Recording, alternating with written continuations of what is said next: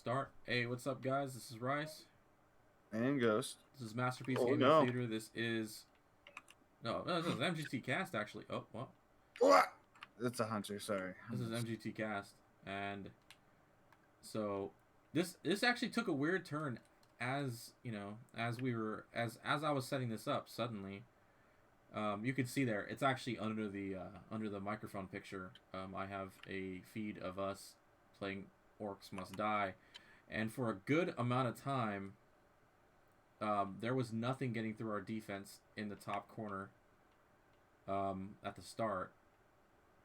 But now it seems like the mountain trolls are getting through, and it's a very interesting thing going on. So, as you can see, I haven't told Ghost yet what we're doing as far as the cast goes, but we are doing. IGN had recently updated its top 100 games of all time list as of circa 2021.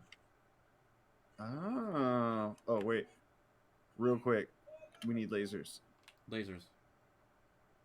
Okay. Yeah. Where On either sides of these sprayers. They don't fit. No? They don't fit. Damn it. Alright. I say just fill it up with sprayers. Just fill it up with sprayers. Yeah. Alright, so IGN has updated its top 100 games list of all time circa 2021 from their refresh from, they say, 2019. And so, we're here. And that Null Hunter's after me, so I'm gonna kill myself.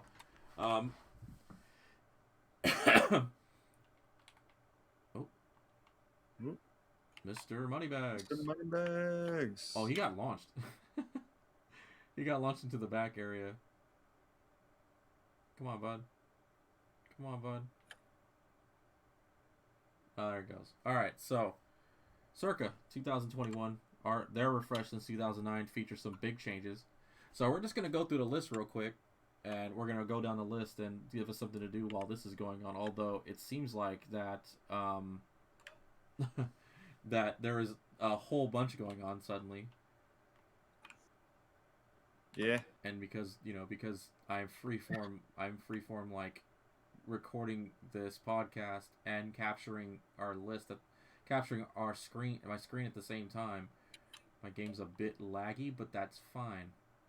Everything's fine. Okay. It is okay. So, number 100, Borderlands 2.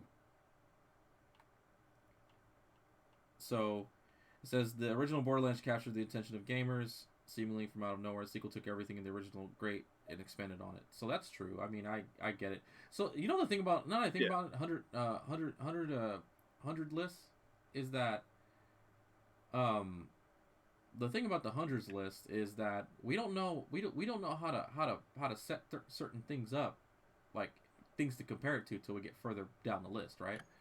So I'm gonna go down the first 10 and say, and we'll talk about how we feel about it, right? So number 100, Borderlands 2. Number 99, Divinity Original Sin 2. Final Fantasy 7. Assassin's Creed Black Flag. Monkey Island 2 LeChuck's Revenge. Burnout 3 Takedown. Fallout 2. League of Legends. Mega Man 3. Animal Crossing New Horizons. And Thief 2 Metal Age.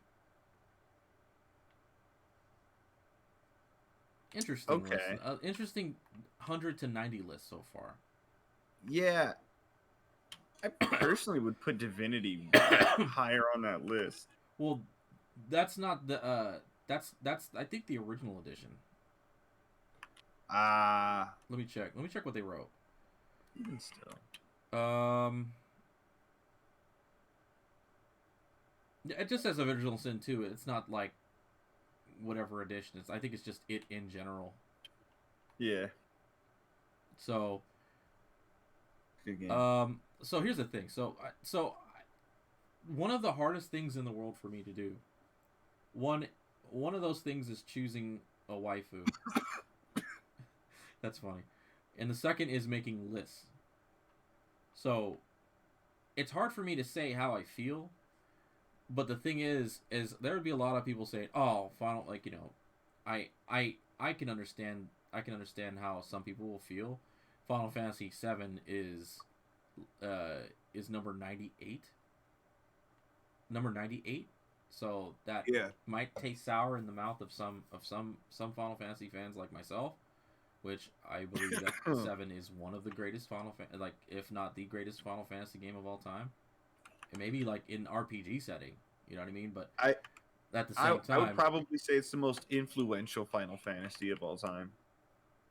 I guess in a way, Or polarizing and technologically advanced.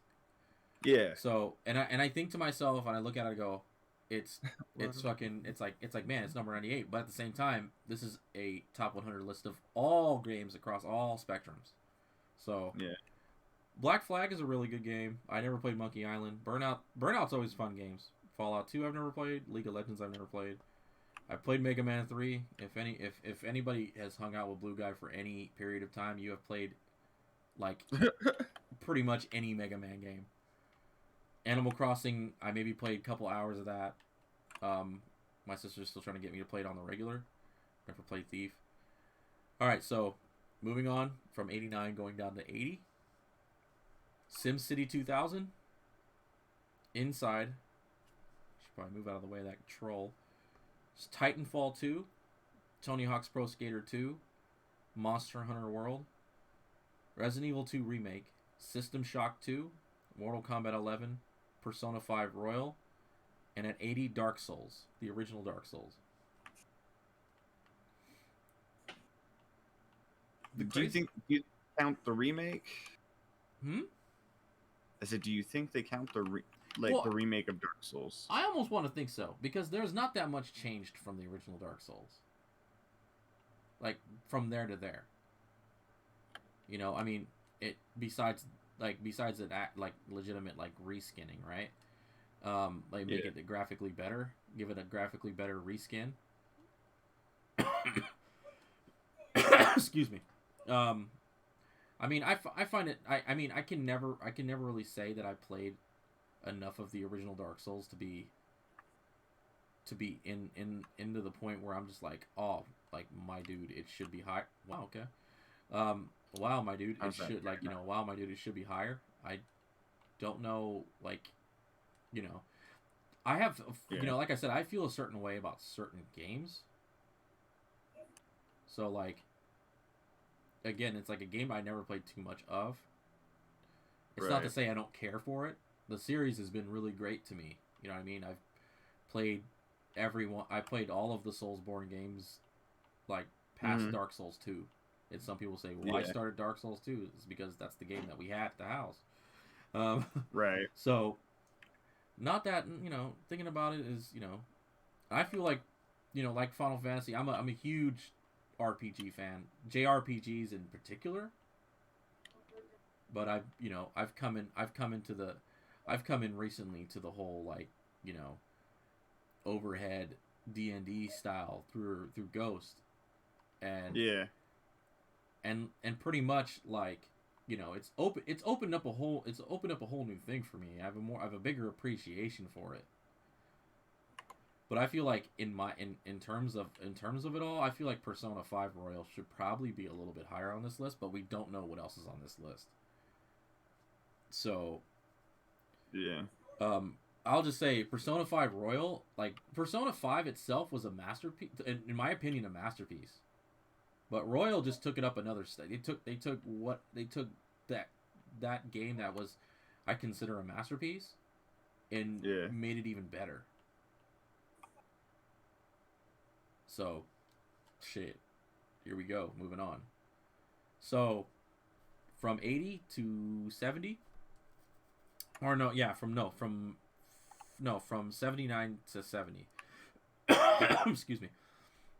79 is Fortnite, Fable 2, GoldenEye 007, Super Smash Bros. Ultimate, Spelunky 2, The Return of Obra Dinn, Dota 2, Mario Kart 8 Deluxe, Donkey Kong, and The Sims 3. So you're more Okay. you yourself are more of a you're more of a mobile player than me. Yeah. And I do have not extensive experience in MOBAs, but I have all right amount. I mean, really, let's be honest. I only played fucking Heroes and fucking Pokemon Unite. Yeah. Let's be honest. No, I played fucking I played Dota when it was on Warcraft and Starcraft. Okay. Or in this case, Starcraft, they call it Aeon of Strife. Like I played the Warcraft 3 Dota mod back in the day. But that's pretty much all as my experience goes. Hello, leave. What the freaking troll is after me? That's fine. He could follow me over here. Fucking weirdo. Yo, wait, no, he's regenning. He is regenning. That's not good news. Oh man.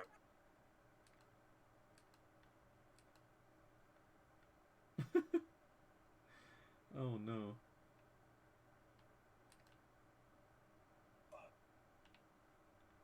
Yo, in all honesty, he might just have to go through. Poison him. I'm gonna let him kill me and then fucking he can do whatever the fuck he wants. So looking at this, so how do you feel? Have you played Dota? Yeah. So how do you feel about it being ranked better than League of Legends overall? Overall, I feel like Dota 2 is way harder to play. Than like League and stuff. So I don't know, like, Do you think it's like more technically complicated? I think the heroes are harder to get a hang of and like to actually understand. So do you think Which is like a development issue, which is why they made Dota 2. Motherfucker. So do you think they're so do you think that so the first line in their selection for Dota 2, it says Dota isn't a game, it's a lifestyle. Miranda Sanchez wrote that tidbit. And I mean, it's got tons of heroes, like a lot. Like, oh shit. Yeah, no, there's fucking a Wolfies. huge amount of like, oh, those are fucking grenaders. They are grenaders. I prefer League over Dota. But then again, I'm not a huge League person anyways. My MOBA of choice is Heroes. But that game is dead, so yeah, it's because they're pretty much they're done with that. Thanks, Blizzard. Yeah, pretty much. Come on, man. Go in the portal. All right, so there's that. So there's a lot of games here. Well, I mean, GoldenEye 007. I think that's the first first-person shooter that's in this list. Yeah. I feel like I mean, I hate to say it, nostalgia is not overrated, people. I'm just gonna let you guys know right now. I feel like nostalgia shouldn't carry it, but I feel like that's a regular ogre in the third area. I feel like nostalgia shouldn't carry it closer, but I feel like that almost might give it its edge. But yeah, whatever. I mean, that could be totally a thing. Super Smash Brothers Ultimate, that's fine. I feel like across all games, it's about a mid-tier title. Yeah, like considering all games. Yeah, considering all games, like. Yeah. Talking about games with way more prestige, like Mario Kart is rated above it at 72. Donkey Kong. The original Donkey Kong? Yeah. God damn. So I'd say it loses points over the fact that it has characters in it with prestige, but in all seriousness, the game is a fighting game. Right. a very simple fighting game too. There's not really like combos. Well, I mean, if you think about it, we're bona fide casuals, bro. Let's be honest. Oh, 100%. Like like that game in itself too. Like fucking what is it called? Like for pro fucking Smash gamers, those that shit's a lifestyle for them. Like it's like Dota 2, bro. It's a lifestyle. Like legitimately, like these guys like live and breathe Smash, and almost do. I don't want to say almost do nothing else, but that's what it almost feels like. But anyway, moving on from 69 to 60. 69 being Splinter Cell Chaos Theory. I was never a fan of Splinter Cell, weirdly enough. Super Mario World 2, Yoshi's Island. Silent Hill 2, Grand Theft Auto San Andreas, XCOM 2, Control, Call of Duty 4 Modern Warfare, Rise of the Tomb Raider, Batman Arkham City, and Dishonored 2. Now here's where I'm gonna come in. Call of Duty 4, used to be. I mean, I used to be a regular first-person shooter player. Mm-hmm. Call of Duty 4 really did change its perspective for me. Like, as far as like moving in and being competitive as a person in the public space. Like, not anything Right. like not joining any like public like, you know, public events or anything like that and competing. But as far as like comparing myself to the skills of people outside my house, right? So that really like outside my house, my neighborhood, and moving on to my friends at school, you, Ultima, fucking Blue Guy wasn't a huge first person shooter fan, but he played now and again. Yeah. Other friends from school, people I worked with, like, you know, like extended family, how we all stacked up against each other. That's really like, you know, and I met some pretty good people. I met some pretty cool people along the way as well. So that was like that was a deal for me. Yeah. But I will say, I feel like I'm gonna see. This is our second first-person shooter on the list. I feel like GoldenEye should be rated above this, over the fact that it brought basically first-person shooters into the light it's in now. I could see that Because for sure. because sure there was nothing like Call of Duty 4, but there was nothing like GoldenEye. Oh, 100%. Like you'll never know. Like some of you will never like I. If you guys knew, if anybody who watches this knew me, like you like knew me like Ultima did, like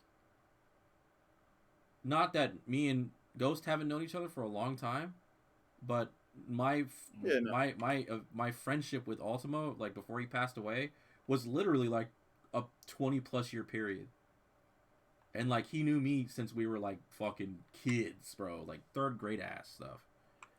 And he knew like me losing in any fashion was one thing, but losing and being decisively beat is another thing.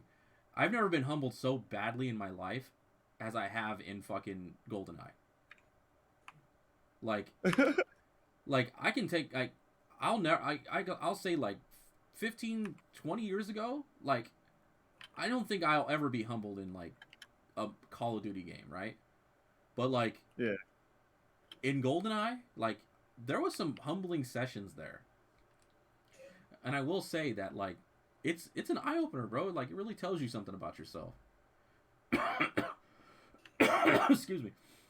And that could sound strange to some people, but like, you know, it really shows some people who they are as players. Like Oh, 100%. like how you can really take a loss. Like you don't really know a loss until you've played someone who's really fucking good at GoldenEye. And we're talking about all the cheese included. Oh yeah, no, it's got to feel dirty. It's gotta feel dirty, bro, because that is what it is. Like there's always a way you can compel yourself forward, but like not in this game. It's not, unless you're as good as the last person. Like fucking hell. And I never played Control. XCOM 2 is a dirty motherfucking game. Dirty. That is a game. Dirty motherfucker. Good as shit ass game though. Like on its game of tactical RPG like games, like turn-based style RPG tactical like style ish, like motherfucker, like one of the best games of all time. Like the XCOM series, one of the best series of games of its type that exists. Bro, we should build another 2 kill rooms, and then open up this side. That would probably be an idea because I don't think we're gonna. I don't think we're handling that too well. Not really. It's getting to the point where it's I'm running out of places to actually put things. There's that too. That are like effective, and we're not getting a lot of points either. No, and I'm sitting on 22K, so I can afford to use some.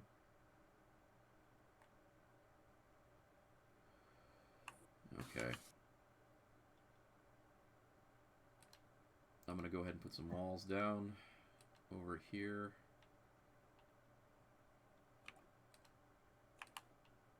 And I can't sell. Okay, actually no, I can just put those there. Okay.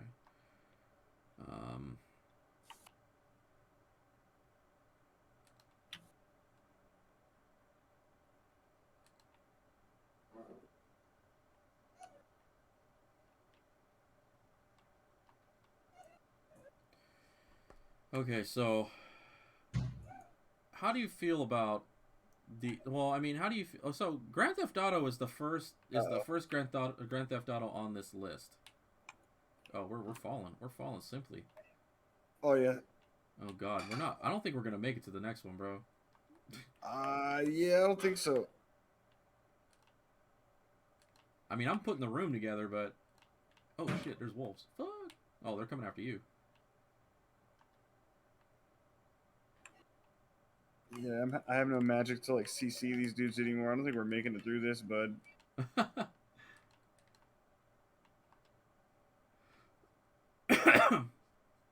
we had a good run though. Should have started this sooner. That's hecka funny.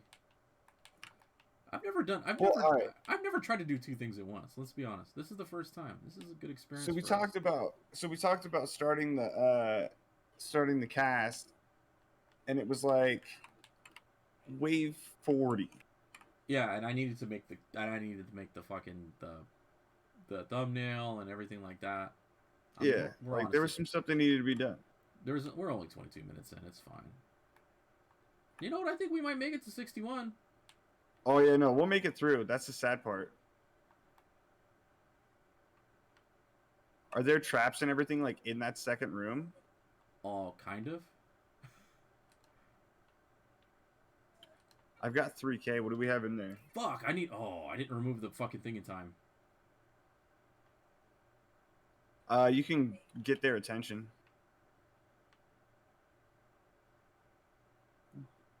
Come on, break this. You know what? I hope there's no fucking trap. I hope there's nulls. God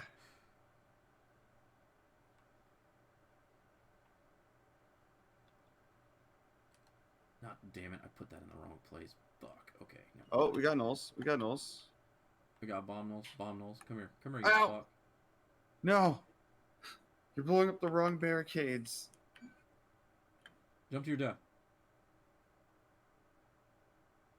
Come to me, you fuck. Alan, run to the other side.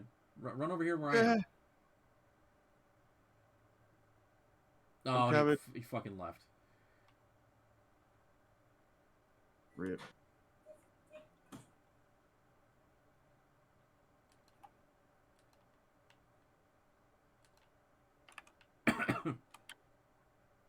No, well, I guess this is it. I guess that's it for this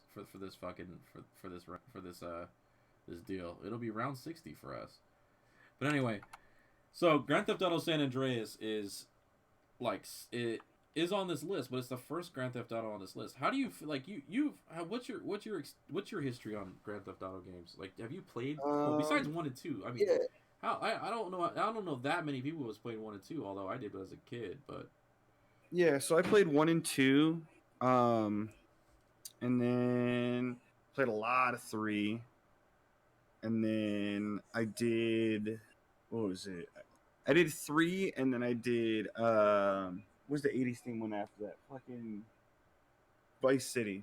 Vice City, yeah. I didn't play San Andreas. Interesting. Yeah. I played 4. I played 5, and I kind of got through the story, and then I was kind of done. Interesting. Okay. I mean, that's kind of where it stops anyway. Yeah. I liked it because like it was a departure. You had a shit ton more to do in San Andreas than you did the other ones. So I feel like this one maybe should have been a little bit. It was San Andreas was the best selling game on the PS2. And on itself, the PlayStation 2 was the best selling console of all time. Yeah. So I feel like its prestige should let it be higher on this list, but then again, this is... Well, I mean, if you think about it, this is a group of people that did this list, and they had to fucking agree on it. Right. That's the fuck... See, here's the thing. That's a hard motherfucking thing to do. But anyway, let's see what else is on this part of the... Splinter Cell, like I said, I never really got into Splinter Cell. Motherfucking Super Mario World 2. Classic. I didn't do a lot of I didn't do a lot of that either. Classic for me. Never played Silent Hill. My brother did though. I watched him. Me and Aaron played through Silent Hill. First one? I believe so. Interesting. Never played Control. I heard it was really good. It was pretty good. Okay, see, this is where I'm catching myself in a loop against other people, right? I was never a Tomb Raider fan. Hence, like, the reason why I never got into Uncharted, because it felt too much like Tomb Raider to me. I did enjoy the Batman Arkham series, though. Yeah, some good one. I mean, the voices in that motherfucker, fucking the voice of Batman and fucking Joker from the animated series, bro. That's what pulled me into it. Nostalgia is a big motherfucking thing, bro.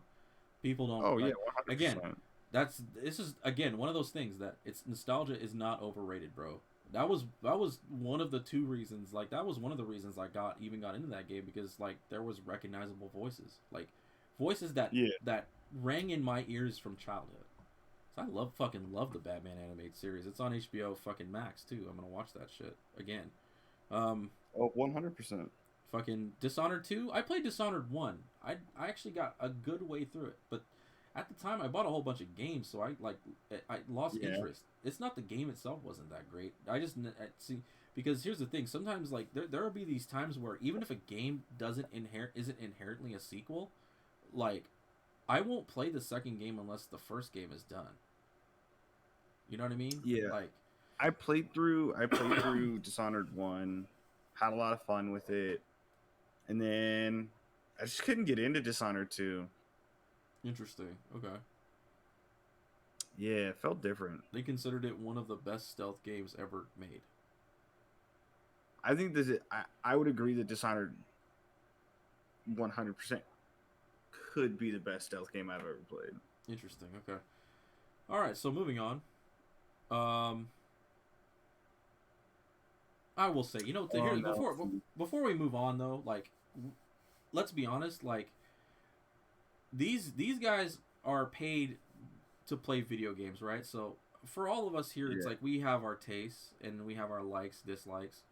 There's no, I mean, I'm not saying there's no way that us collectively, like, even if we had like 3 or 4 people in here, us collectively could have probably played all the games on this list. Although there's too much of a stretching like and dislike of types of gameplay and stuff like that to really move along this sketch. So if it feels like we're moving so fast, again, there's 100 games. And not to mention, there was that one we did for fucking Game Informer. They did 300. Yeah. You remember that one? Me and you did that one. It was like fucking an hour and a half. We did. Yeah. We put in the time. Well, it was an hour and 50 minutes, I think. And then my dog was sick, I think, then too. I'm remembering a lot from that because my old dude is like, I think about him all the time. Anyway, So moving on to 59 to 50. At number 59 is The Witness. Number 58 is Journey. 57 is Uncharted 2 Among Thieves. 56 is Overwatch. 55 is Apex Legends. 54 is Hollow Knight. 53 is Miss Pac-Man. 52 is Counter-Strike 1.6. Left 4 Dead 2 at 51. And Earthbound at 50. So now we're moving into a lot of, like, games that are, like... How could I say this? Like some games here are, like, bona fide classics. Yeah. And some because some of those were like game of the year, right? So, The Witness is The Witness one of those ones where it was like, isn't it like an indie game ish kind of deal? I have no fucking clue what that game is. Okay, we're just gonna skip that one then. Yeah, you're like Witness, and I was like, oh, what the fuck? Like, and I see like a vague like cover art for it, but I've never played it. I have no idea what that game is. So Journey is an interesting one, right? Journey is a pretty game. It's like Journey is a indie game, right? It is. If I'm yes. thinking of the right game, it's the one with the scarf that grows hella long, right? Yeah. So funny thing is, fuck, dude, like one of our first like 30 or 40, I say one of our first 50 videos or so, I think was Journey. I think it was like 1 or 2 episodes. I think we never finished it, obviously, but it's a beautiful game. Yeah, because you know Ultima was the one on the sticks for that game, and yeah. I don't personally have the game, so we'll never finish it. I'll just say that. Again, Uncharted 2, again, I'm not a fan because it feels too much like Tomb Raider to me. Shoot me. I loved it because it felt like Tomb Raider, but the character was a better character. I'm sorry, Lara Croft sucks. I will say though, I'm glad they redid it to give her like an actual background and everything. But when I was a kid, and everyone's like, "Oh, fucking Tomb Raider," I was like, "It's dumb. She doesn't even say anything. She's just." Bleh. She was the sex symbol for our fucking gamer time. Gross. For no reason whatsoever. Gross. Triangle Madonna boobs. Get out of here. To me, I didn't get it. And part of me was like, I can honestly say that I was sheltered. So like, I moved on from that as you grow into yourself. But I can admit it. I was like sheltered, so I didn't really get it. I mean, I did read like gaming magazines like all the time whenever I'd go to the stores and stuff because again, when we were kids, that's like what we had. Right. Oh, mind you, I mean, there's a lot. I mean, a lot of people like I'd hate to act like an old man. We were born in '88. Like, we didn't get a bona fide working internet like we did now until like we were really in high school. True. Like to be honest with everybody, let's be honest. Like, although I will say that my youngest sister, really loves the Uncharted series. Yo, great fucking games. Oh, so good. The story, so good. You're just a rapscallion thief out there taking on the world. You're not stealing anything, and then there's always some X-Files shit. Yeah, some weird like.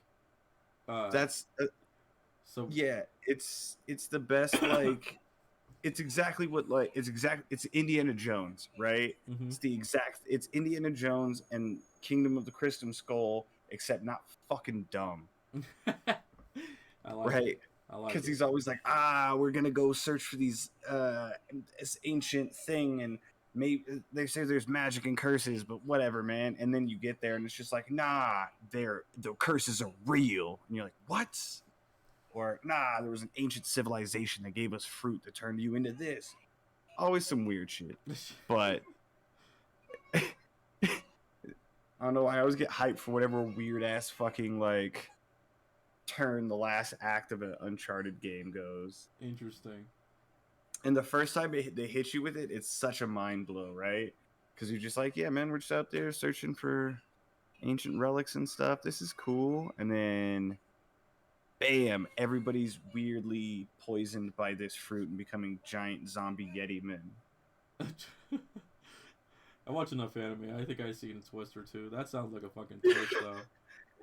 Yeah, you're like, you know what? I've watched enough things. I think I'd get it, I, but I, like, it I happens, and you're just like, what? I've recently delved into manga. Like I've been recently, like in the past year or two, I've delved into manga. You know, because I was naturally a viewer and not a reader, but Right. um, there were things that I really needed to know that the anime wasn't far enough into, so I decided to spoil some things for myself. With the lack of a better term, right? Even though like the story is itself. So Mm-hmm. I've read some fucking twists, and it honestly is one of those things too. It's where it's like, sure, season two, potential season three is coming, but I already know what's gonna happen. I'm already like, what? It turned into this? Like what? How? Like okay, I hate to do this to people who don't read manga, but there. I'm hold on. I for the life of me, I don't remember the title. Let me go find it. I just read it recently. It's called Tonikaku Kawaii, and out of the top of my head, I don't.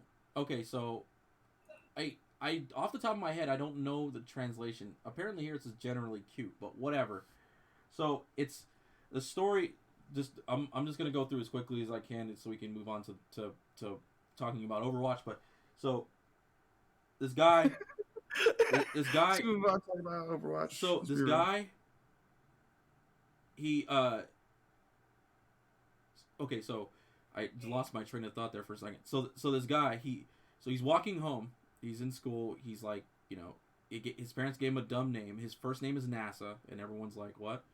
Um, his parents are smart people too, so like it lends itself, right? But at the same time, he thinks it's a Yeah. weird name, and so he feels like he has to strive. And so after talking with his counselors, it's talking about like how he's gonna move on to the next bit of school or whatever, blah blah blah, this and that. So he leaves, and as he's walking home, he spots this girl he finds absolutely stunning, right? And he like falls in love with her at first sight. And as he's walking, he gets hit by a car, right? He gets hit by a car. So Okay. so he wakes up. He's been hit by a car, but because she had seen him almost getting hit by a car, she jumped into and got effectively hit by the car too. But she technically saved him, right? Anyway, Okay. move on. He's bleeding. She's bleeding. She walks away.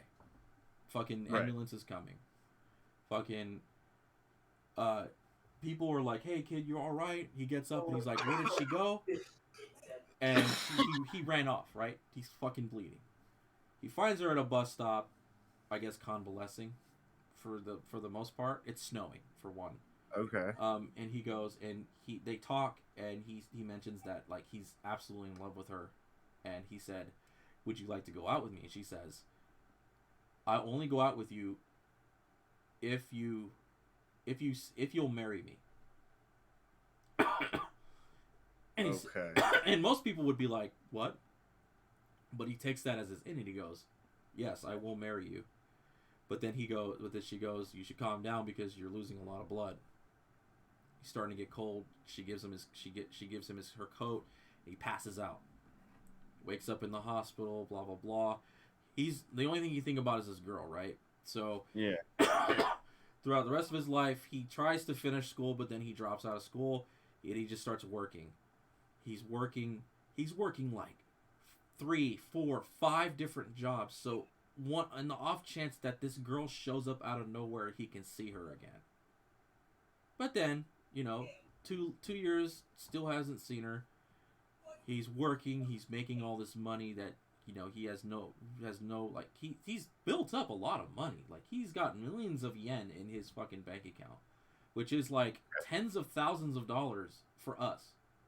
Right. I think, just off the top of my head. But anyway, he's at home. He lives by himself at home because his parents, for whatever reason, moved to Nara.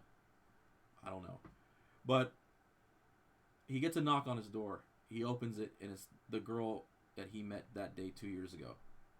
And she said, "Hey, if you're still interested, I'm here. I'm here to marry you." Okay. And they go with it. For whatever, I don't know if this is actually true in Japan, but in the story, their little area in town hall where you can apply for marriage is open 24 hours a day, 7 days a week.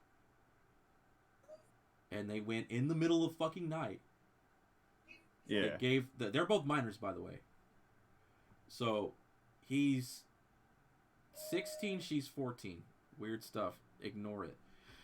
All right. Out of my mind. They get married because she got consent from her guardian. It's not because I'm not her mother, anyways. Or I guess grandmother. Not to interrupt or anything like that. You want to know something really fucking gross? What's that? The age of consent in Nevada is 16. What? It's fucking gross. I hate to say this, but I think it's younger in Japan. But anyway.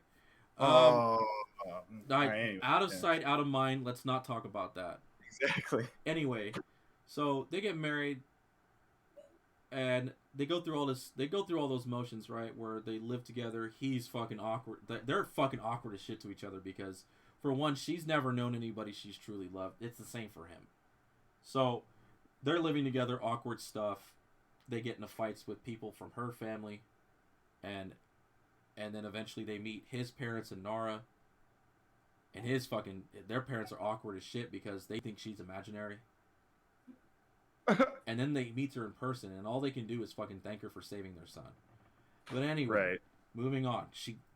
Everything goes. Their house burns down. Anyway, their apartment burns down. They move in with a friend that lives at a fucking thing. Moving on.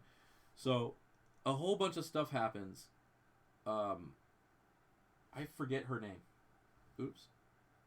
Not once did I mention a name. And there's no names on here. So the girl, her grandma dies. Yeah. And suddenly it takes this weird ass turn where suddenly she goes into this little she gets into her head and she fucking leaves, right? Mm. To the point where she doesn't want to be found. And so he learns a little bit more about her and like her family, quote unquote. As it turns out, none of her family basically are related to each other. The main character girl, who she calls her grandmother, and that other girl who calls the main girl like her sister. Yeah. As it turns out, the main character, the main female lead, she's effectively immortal. Okay. Let that sink in for a little bit. She's effectively immortal. She's Yeah. been alive She's been alive since Japan's feudal era. Since the 1400s, I think. Okay. And she's having to constantly live through people dying before her. Rip. But for whatever reason, she decides to get married for the first time in her life. Now, here's the thing. That's not the weird part. The weird part is how they spring it on you. It's suddenly she's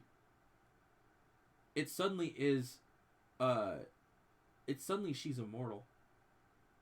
But then Just suddenly. yeah, she's suddenly immortal. That's the kicker. But then as the chapters go through, everything starts to make sense. And when I read that in the manga and I watched the anime, things she says, now it makes sense. Right? So there's a twist, but you have to watch it to understand the twist. You know it's coming now. Yeah. In the way she talks. And if you don't know it's coming, you're not going to see it in the way she talks. It's like having to rewatch a movie twice to understand it. But anyway, number 56 is Overwatch. How do we feel about Overwatch? It's so hard to enjoy Blizzard games. In what context? In what context?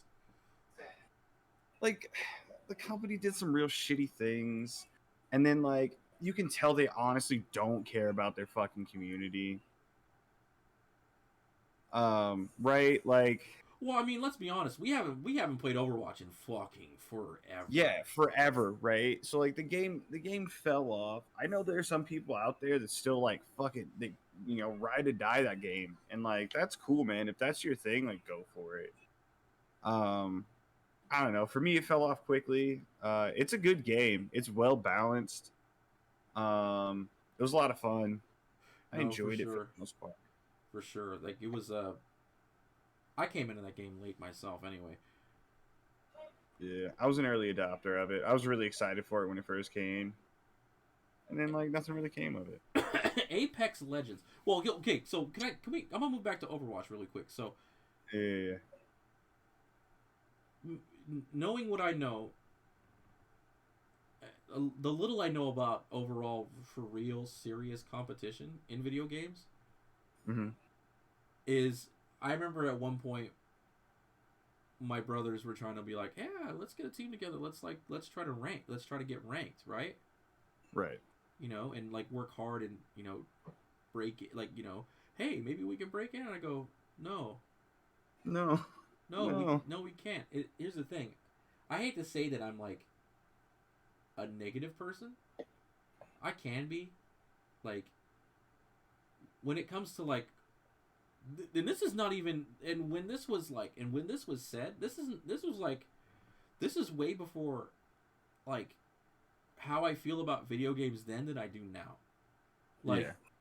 now, in my point in my life, with Ultima not being around and everything like that, and like I've talked about it with you guys, so you know like how I feel. Now I'm in to play games to have fun, right? And if suddenly I get competitive, then here we go, and here we are, right? But Yeah. back then, I took every win and loss seriously personally. And I didn't feel like jumping into something that I knew I was gonna lose. Right. Right? Oh no, I feel it. And if trying to qualify in that spring fucking heroes fucking competition thing said anything to us, is that we were not ready. We were not ready. No, we were not ready. That humbled me. That was one of the most humbling things ever. But anyway, like, boom, there it is. Apex Legends. It's weirdly it's rated higher than, I mean, I've never played Fortnite. I don't plan to play Fortnite. To be honest with you, I like Apex Legends a lot. Now the thing is that for that game's got quirks to it that makes it easy and all together difficult at the same time. Yeah. I enjoyed that game a lot. I did too. The same, I mean, it is a literal gem. Right? It was secretly released. That's what makes me laugh. No one even knew it existed until it released. And yeah. I think that's what like helped it. Let's be honest, like Respawn probably needed their revenge from Titanfall 2 being a fuck up. And not their fault. The game was really fucking good. I enjoyed Titanfall 2 a lot. That's one of the most like upsetting things. Like, I think Titanfall and Titanfall 2 were really great games, but like nobody fucking played it. Well, Titanfall 1 maybe not. I knew a lot of people that played Titanfall 1, and I heard there was a big community around it. Titanfall 2 though? No one fucking played the game. It was a great game, but nobody played it. Because of Battlefield. Yeah. Because for whatever reason, EA decided it was going to compete with itself and Call of Duty. And in turn, Titanfall took the fall for it. If they didn't care about beating Call of Duty in one way or another, Titanfall would have easily had a bigger player base. And would remain to this day.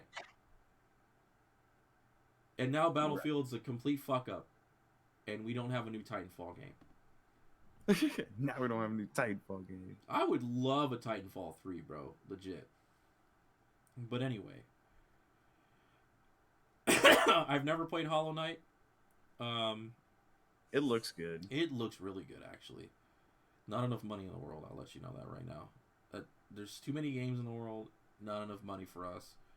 Miss Pac-Man. Mrs. Pac-Man. It's a good one. It is a good one. I'm more moved away from like classic games. You know what I mean? This is some Blue Guy stuff. Yeah, And if that's there super if, classic. if this was more into it, like Blue Guy was the guy who said, "You are not." I went to his house. He was like, suddenly he turns to me. He goes, "Josh, you are not Savage. You won't play Pac-Man 2." You won't play Pac-Man 2? And I did. And Sometimes you have to. it's on the channel. Yeah. Anyway, I never played Counter Strike 1.6. I guess that was like the version. That was like the greatest version of Counter Strike. I guess. Left 4 Dead 2 is basically zombie game skinned around Counter Strike. Was a Counter Strike skin made into a zombie game. That's literally what it is. Sounds about right. And if people don't believe me, you are fucking lying and you know it. Fucking legendary status of a game, Left 4 Dead.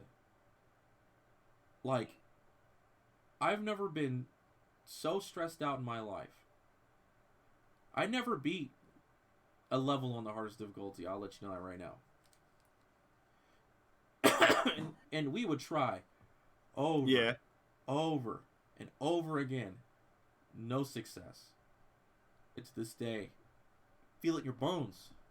Feel it in your bones. All right, 50. Earthbound. I've never played Earthbound. I've watched a few playthroughs of Earthbound. It's one of those bona fide classics. Bona fide classic. Oh, 100%. All right. 49 to 40. 49. Diablo 2. Number 48. StarCraft. Number 47. World of Warcraft. Number 46. Star Wars Knights of the Old Republic. 45. Fallout New Vegas. 44. Final Fantasy 6. 43. Pokemon Yellow. 42. Metroid Prime. 41. Elder Scrolls Skyrim. And 40. Resident Evil 4. Wow! A full category of everything I've played. Interesting. What? Way to go. So we'll start. Since I've played all these games, let's start at the top. Diablo 2. Resurrected. It's a good one. You know what it feels like to be punished by RNG. Legitimately. StarCraft. Been playing StarCraft since I was like fucking 12 years old. Again, StarCraft. Again, we're playing Blizzard games. It's a shitty time we're in. But I will say, I'm not saying that classic titles like remove itself from there. They have the Blizzard title on them. Yeah. But we can't undermine the fact that these games are where they are for a reason. Yeah. But I don't play StarCraft 1 anymore. That's hard to play. Some people might think I'm crazy. World of Warcraft, that's you, not me, you. Warcraft 3 maybe is me, but me, not this, you. There's something about it, bro. You just kind of get hooked and you start playing your quests and just having a good time. Blizzard did it right. They make a really fucking good, just it's good stuff. If you've never played World of Warcraft and like you're into like questing and grinding for gear and like trying to get together with a large group of people to all accomplish one goal, it's a lot of fun. Very easy to get burnt out. I don't recommend playing it alone. Shit's real fucking boring. I will say, I'm remembering this now. Monster Hunter World is number 85. And that throws me off because I feel like it should be better. And all of the games going up to this point, I feel like it should be down there a little bit more. Yeah. Now, I will say I am a huge Monster Hunter fan. I'm not an OG Monster Hunter player either. I started playing on 3 Ultimate. I played it for maybe 30 or 40 hours. Yeah. I mean, that's at the end of the OG status for the most part. After that, I didn't play 4. And then when World came out, I was juiced as fuck because I absolutely loved playing 3 Ultimate. I loved what Monster Hunter World is. Yeah. And if I didn't have to play by myself, I would continue to play Monster Hunter. I mean, if they made it... I mean, here's the thing, like, again, this is going to be about me again, but everything that happened to me personally, you know, after 2016, I cannot, well, I try my best. Okay, let me clear the air then. I have to make it as clear as possible.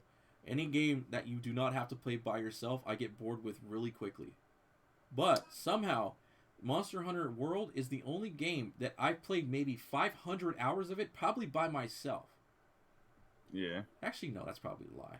Maybe 300 to 400 hours by myself, and I have like, I don't know, 800 hours in that game.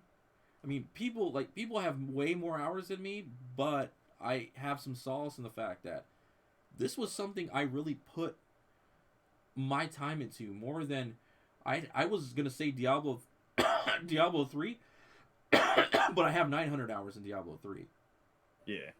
So probably besides that, any other game that I've played ever, I think my top 3 like longest played games of all time, I know for a fact is not Monster Hunter World, is Diablo 3, Monster Hunter World, and maybe Call of Duty 2 or Call of Duty 4. No, the Modern Warfare 2. I had like almost 40 days of gameplay on that, like accumulatively. God I mean, damn.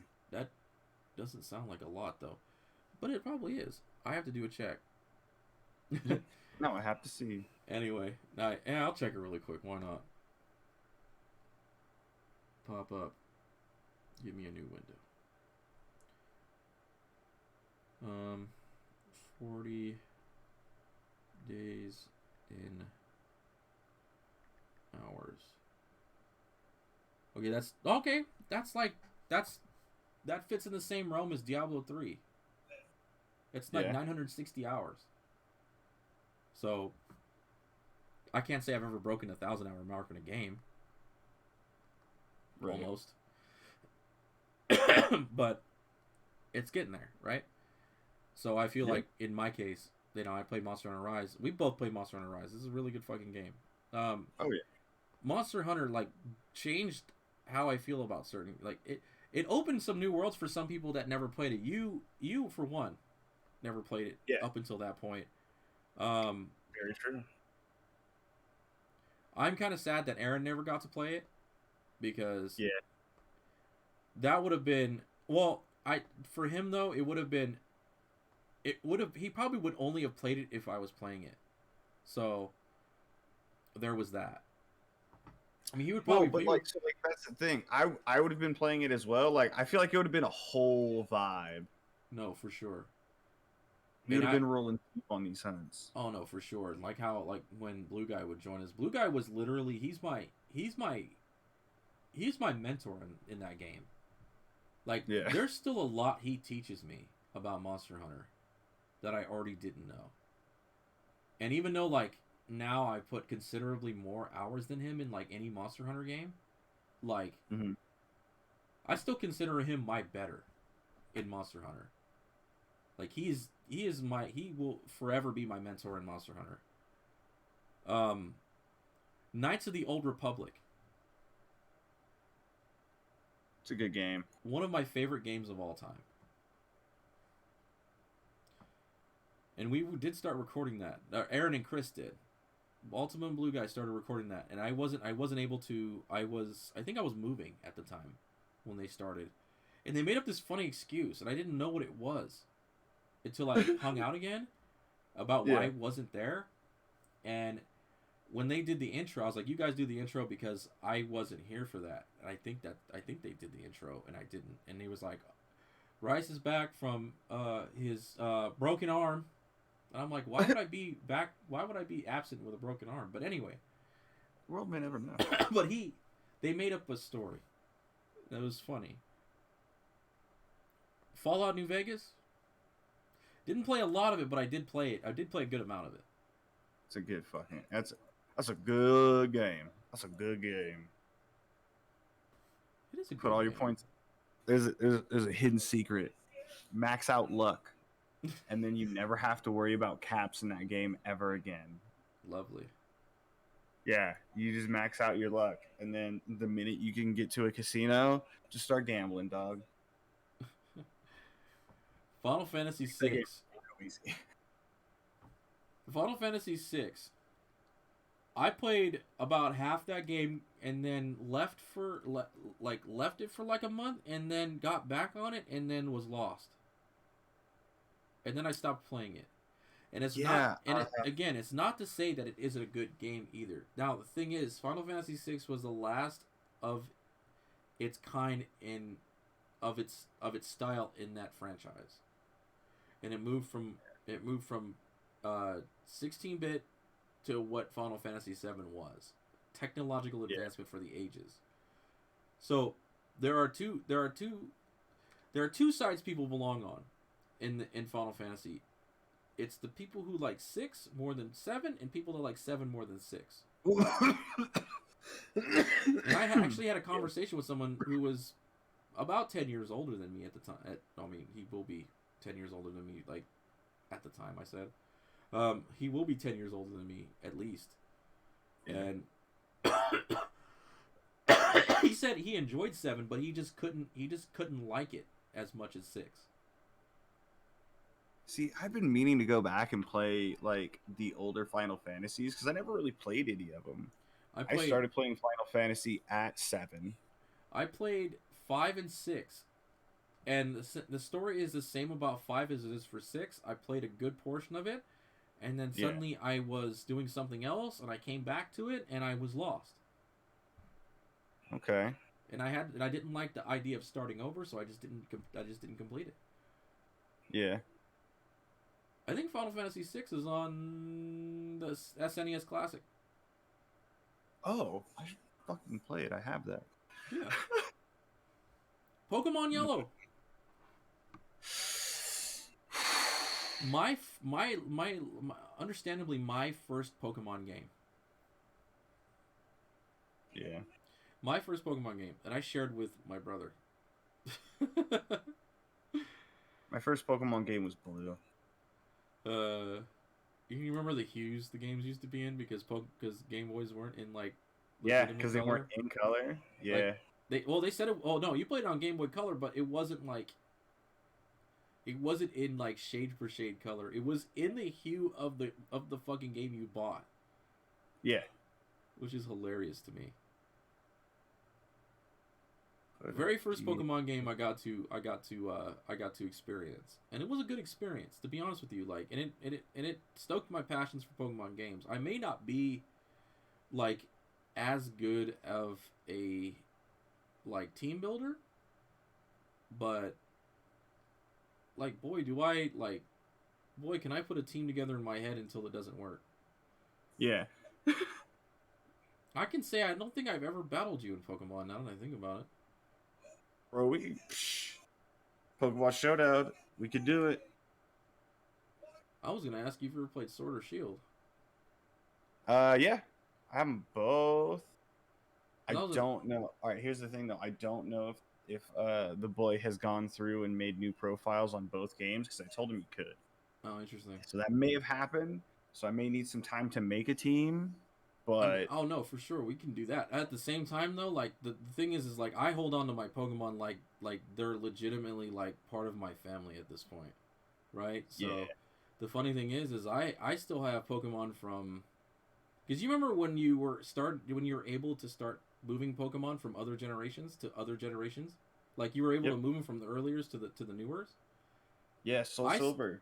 I still have even from original Gen 3.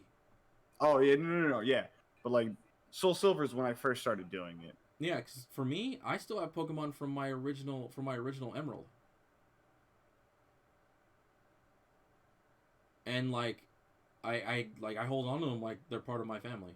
You know what I mean? It is what it is. Oh yeah. And like, have enough, you know. and you know, and some of the Pokemon that I use that I still use, like all the way from like when I really started team building and stuff like that, like when Ultima got me into like wanting to team, like wanting to like when I battled him a lot, and Yeah. like and I was just like, you know, talking and fucking hashing out teams and stuff like that, and like I have the Pokemon from like I think I started doing that in Black and White 2.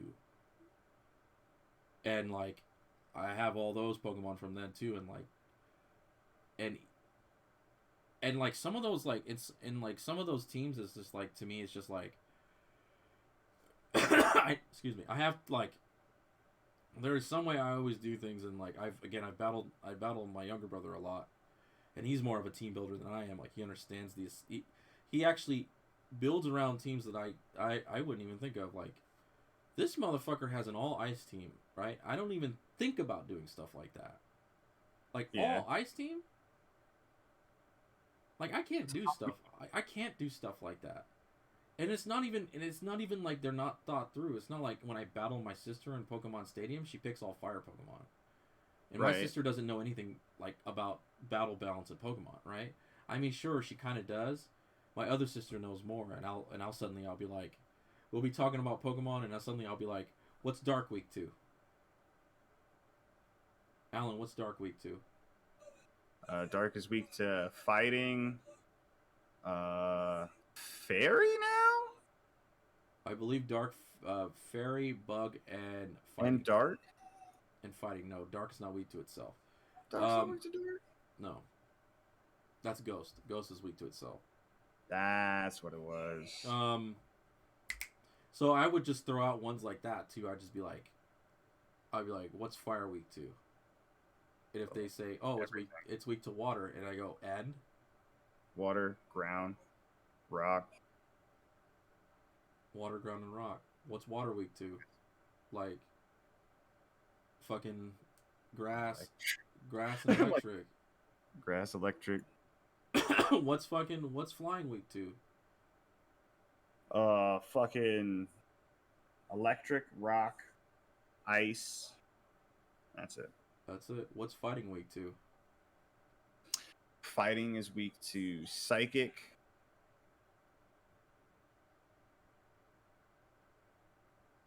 And flying. Flying. Yeah, right. You can't touch a bird.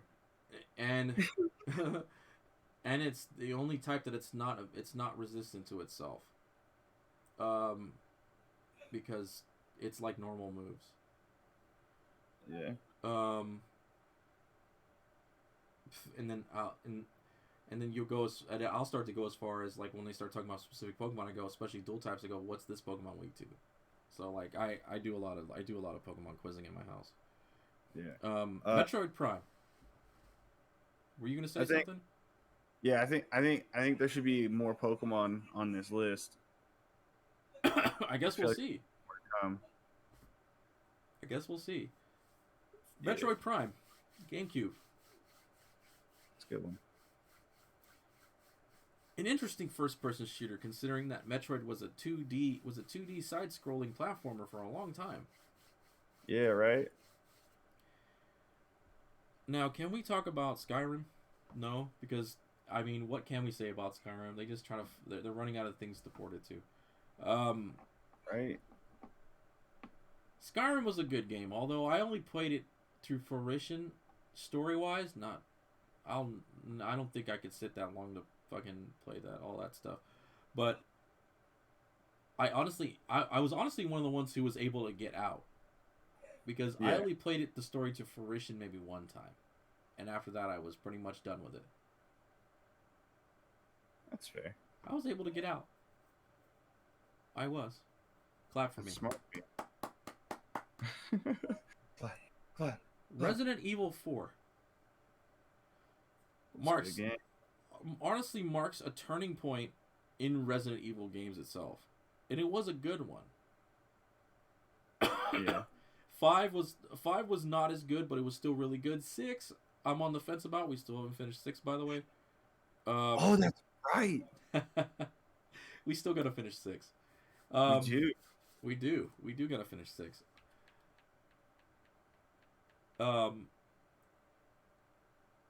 I never actually beat it. The same thing happened to me in Resident Evil 4 as it did in Zero. I went for so fucking long without saving it, I died. And then it was like, well, I'll pick that up. Exactly. And then I watched my brother beat it. And that's like me saying, okay, I beat it. Anyway. You're like, good enough for me. Bro, it was... I do have it on Xbox One. But to be honest with you, that game has like tank controls. Like, I hate to say this, but like... There's... You know what's funny? There is a fucking game in Mario Party that has one stick tank controls. Mm-hmm.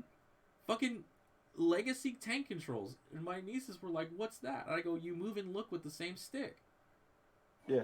And I was like, oh god, it's like Goldeneye all over again. All right, moving on to 39 to 30. We're getting there, bro. We're getting there, and we're over an hour in actually. with fucking Orcs Must Die still in that little box up there. I say up there, but I'm like, it's gonna be like right. It's gonna be eye level or even in your lap. But I'm pointing at a second screen, and it's just right there. And it's above. And I'm gonna switch to a different monster set on that screen. There we go. No, let's do Maybe something different to look at. Yeah, they'll do that one. No, that's basically the same as we were fighting. Hold on. Oh, there we go. Got a different monster on there. 39 through 30. 39, Shadow of Colossus. Shadow of the Colossus. The Last of Us Part 2. Red Dead Redemption. The Metal Gear Solid. Is it the... Yeah, original Metal Gear Solid. Civilization 4. The Legend of Zelda Ocarina of Time. Minecraft. Halo Combat Evolved. Half-Life. And Final Fantasy 14. Wow, boy. Let's go back to 39. Shadow of the Colossus. I've never played it. I've watched full gameplays of Shadow of the Colossus. You haven't played Shadow of Colossus? No. Really? No. Yes, Oh, yes, I've never bro. played it. No, I've never played it. Bro. You gotta play it. I'm sure you've probably seen the entire story, but like you gotta like play it though. I gotta act that out? Yeah. Oh, interesting. I haven't had anybody do that to me in a while. Bro, really? I'm so surprised because that was like it was like huge. Oh no, it was for sure. We were kids when the game came out, right? I remember playing a demo for it. I remember getting a demo disc for it from PlayStation Magazine. You mean one you didn't steal? Honestly, I may have. I don't remember. I remember it was the demo disc that came from the PlayStation Magazine. I don't know if I paid for the magazine or not. But I remember I had the demo disc. We're kids, anyway. Yeah, exactly. I was like, bro, I played the shit out of that fucking demo disc. And then the game came out, and it took me the longest time to beat that game. Interesting. Oh, it was not the business. Oh, lovely. I was but a small lad trying to grasp the idea of this game, and it was not coming through. Interesting. Yeah. Okay. Now, I have certain feelings about Last of Us. The game, okay, so I will say I played most of the first Last of Us game, and it's good. I'm not gonna say anything like terrible. The game is good, like itself. But like the amount of writing, I'm not gonna say that. Okay, I'll just say it. Dick writing on like this game, right? Yeah. Oh yeah. Like let's be honest. Like I don't know where this game even stands because like sure it's on this list. But there are plenty of other people that say that swear that this game is not as good as they say it is. Are we talking about number 1 or number 2? Number 2. Number 2 should not be on that list. Like number 2, like part 2, like there are people that swear by this game, and there's like the other half say that they don't understand why anybody swears by this game. Like it's hard. They abandoned a lot of what makes The Last of Us like a really enjoyable game. They just kind of abandon it like right off the bat, and it's just like, they just kind of expect you to care for people and people that they like just introduce, and it's like I don't even know who that is. Like, motherfucker, I don't know you. Yeah. It's like, why would I care about this person's relationship? Where's my boy at? Like, That's all you're like you need to build up to this. You can't just throw it at me. Yeah. They're Like, just like, hey man, look, this is this person. Look, and I don't even care that, you know, the whole thing about like identities and sexual orientations. Like, if I don't know where a romance is, like if you're just throwing a romance at me, like, like no, so here's the entire deal, right? So The Last of Us is like automatically enjoyable because you automatically care about this little girl. Yeah. Right? Yeah. You automatically care about the child. Yeah. And then you're put in the position as the player to be that fatherly figure to care for the child. So you automatically attach there. And it's about their growing bond and relationship as they move forward because, like, you know, like you lose your daughter in the beginning. Yeah, so it's this like great epic tale. And then the second game, they're just like, all right, fuck that. She's having some weird identity issues, and this is her girl. So enjoy that. And it's just like, I don't immediately attach to that, like, love interest at all. Because of the way the first game was structured. Yeah, because of the way the first game is structured and like the way that like they I don't know. It was just really, it was a weird juxtaposition, and they were like, yeah, man, care about this person and this relationship. And I was like, I hope it doesn't work out. Where's Joel? Like, I don't care if you guys are together after this. Where's Joel? That's what he kept saying. Where's the van? The van was supposed to be here. Yeah, where's my man at, dude? Where's he at? Where's my rough and tumble? Ellie, stop fucking around. I'm grown, Joel. Where's that? Where's that dynamic I grew to love? And they're like, yeah, fuck that. And I go, okay. Changed.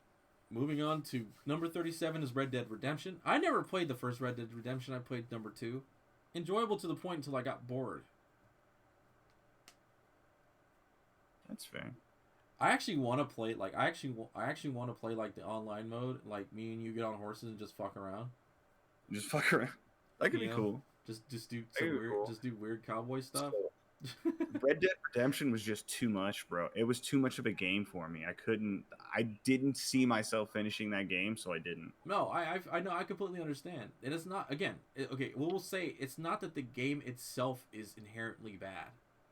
Like, no, it's not. The game is amazing. It's just fucking long. There's just so much to do.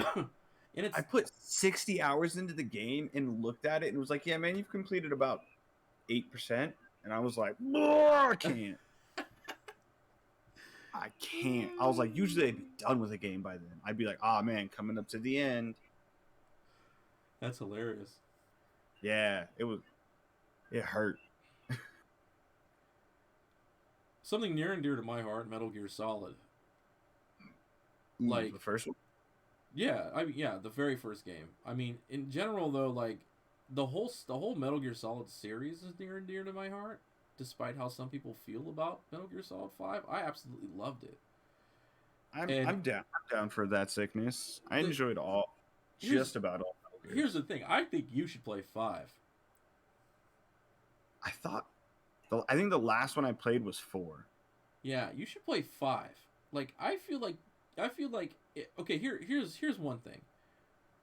I wanna be there talking about it with you while you play 5. Like I feel like I would enjoy that. Okay. And I'm not usually into that. Like Aaron did that for me when we were playing Undertale. Yeah. Yeah, that was something else. Undertale community is weird. Anyway, the last one I played was 4, and I think I got about like a quarter of the way through it, and I was just like, I kind of want to play the game, not watch that game. Okay, I will say that game is a bloody cinematic. Like, bro, it's 2 minutes of gameplay, 10 minutes of a fucking cutscene, bro, and you're like, bro, right. It's an MTV TV show, bro. You get like 10 minutes of show and fucking 20 minutes of commercials.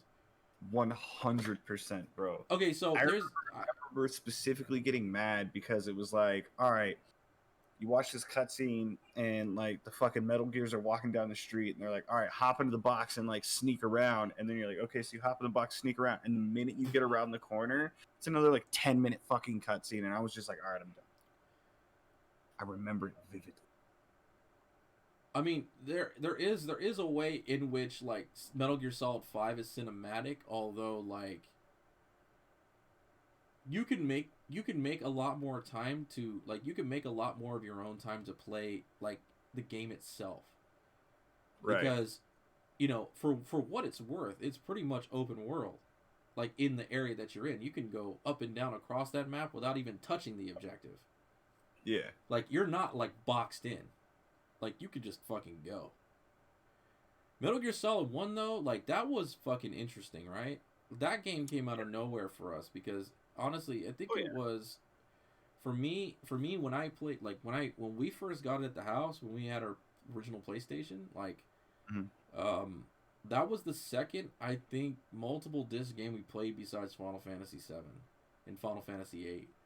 I think after that is when Metal Gear came, and then like it was a 2-disc based game, and we played me and my younger brother, we played the dog shit out of that game. Well, I played the hell out of it. He played the dog shit out of it. Like he beat the game multiple times per day. My God. Like at least once or twice a day. Putting it in. And I don't even know like I don't even know for a shoot that if we timed him, would he have broken any records? Maybe. Seems like it's a very real possibility. I will say though, like no proof because I have no pictures or video of it. But I did beat Metal Gear Solid 2 in 2 hours and 56 minutes. I believe it. I mean, I beat it on easy, but that's still any percent record. Right. I have no proof of that. I want to try to go back one day, like because they do have like editions where you can play it on newer consoles. And I do want to go in and try to repeat that, if possible. Metal Gear Solid itself, like the narrative can be sometimes overblown, and we both know that. That's because of Kojima's love of Hollywood, and I know that, and it also says it here. Like, fucking Kojima, I follow Kojima on Twitter. That dude talks about music and movies a lot. Oh yeah. And he's a big movie guy. And you can see where everything gets so cinematic. You should like Metal Gear Solid 5 and Death Stranding is something you should play. You would appreciate both those games. I'm down. Death Stranding is a little bit harder to get used to because it's like reliant on you. Like you have to put like Metal Gear Solid 5 in certain aspects you have to put some time into, but Death Stranding, like you have to you've seen it, you have to fucking move in that game. Yeah. Like you have to move, and you have to move with purpose.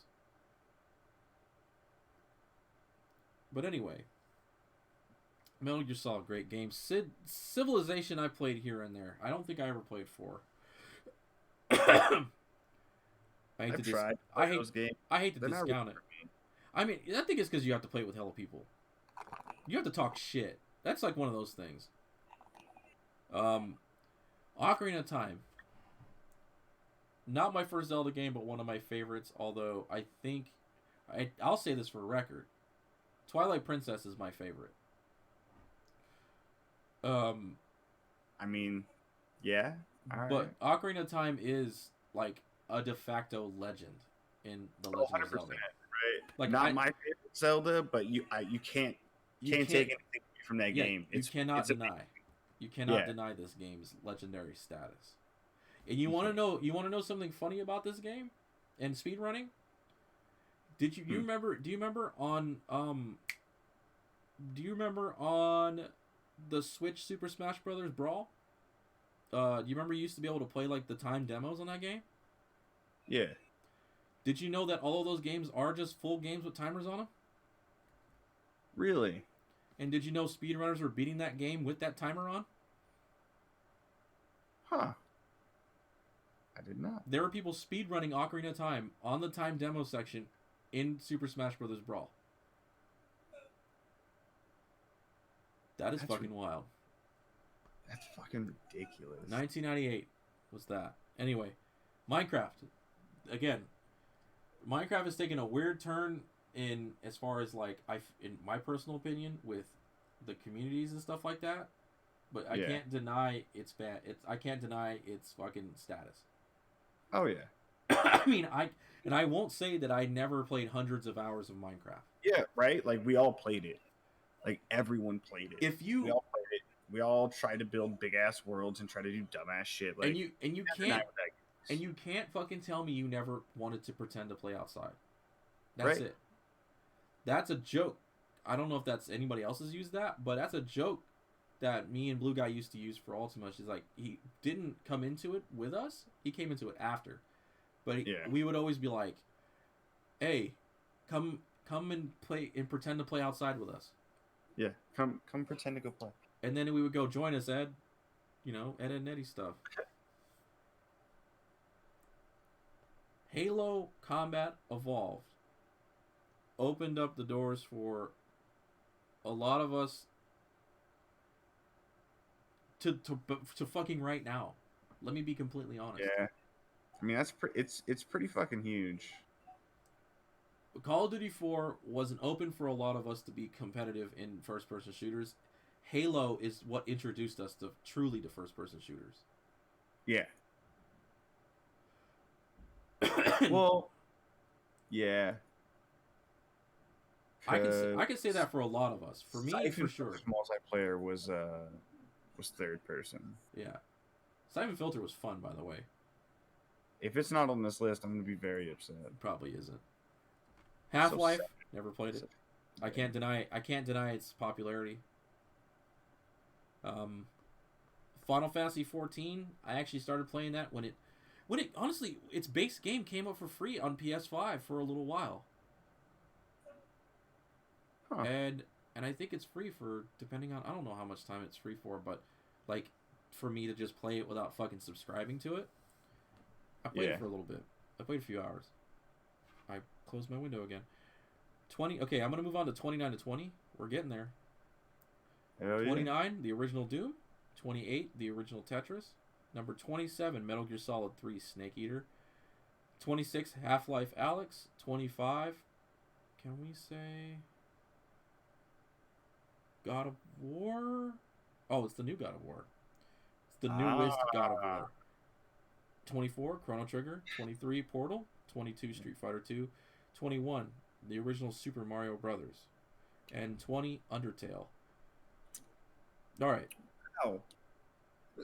Number 29, Doom. So I used to play a lot of original Doom on computers at Walmart.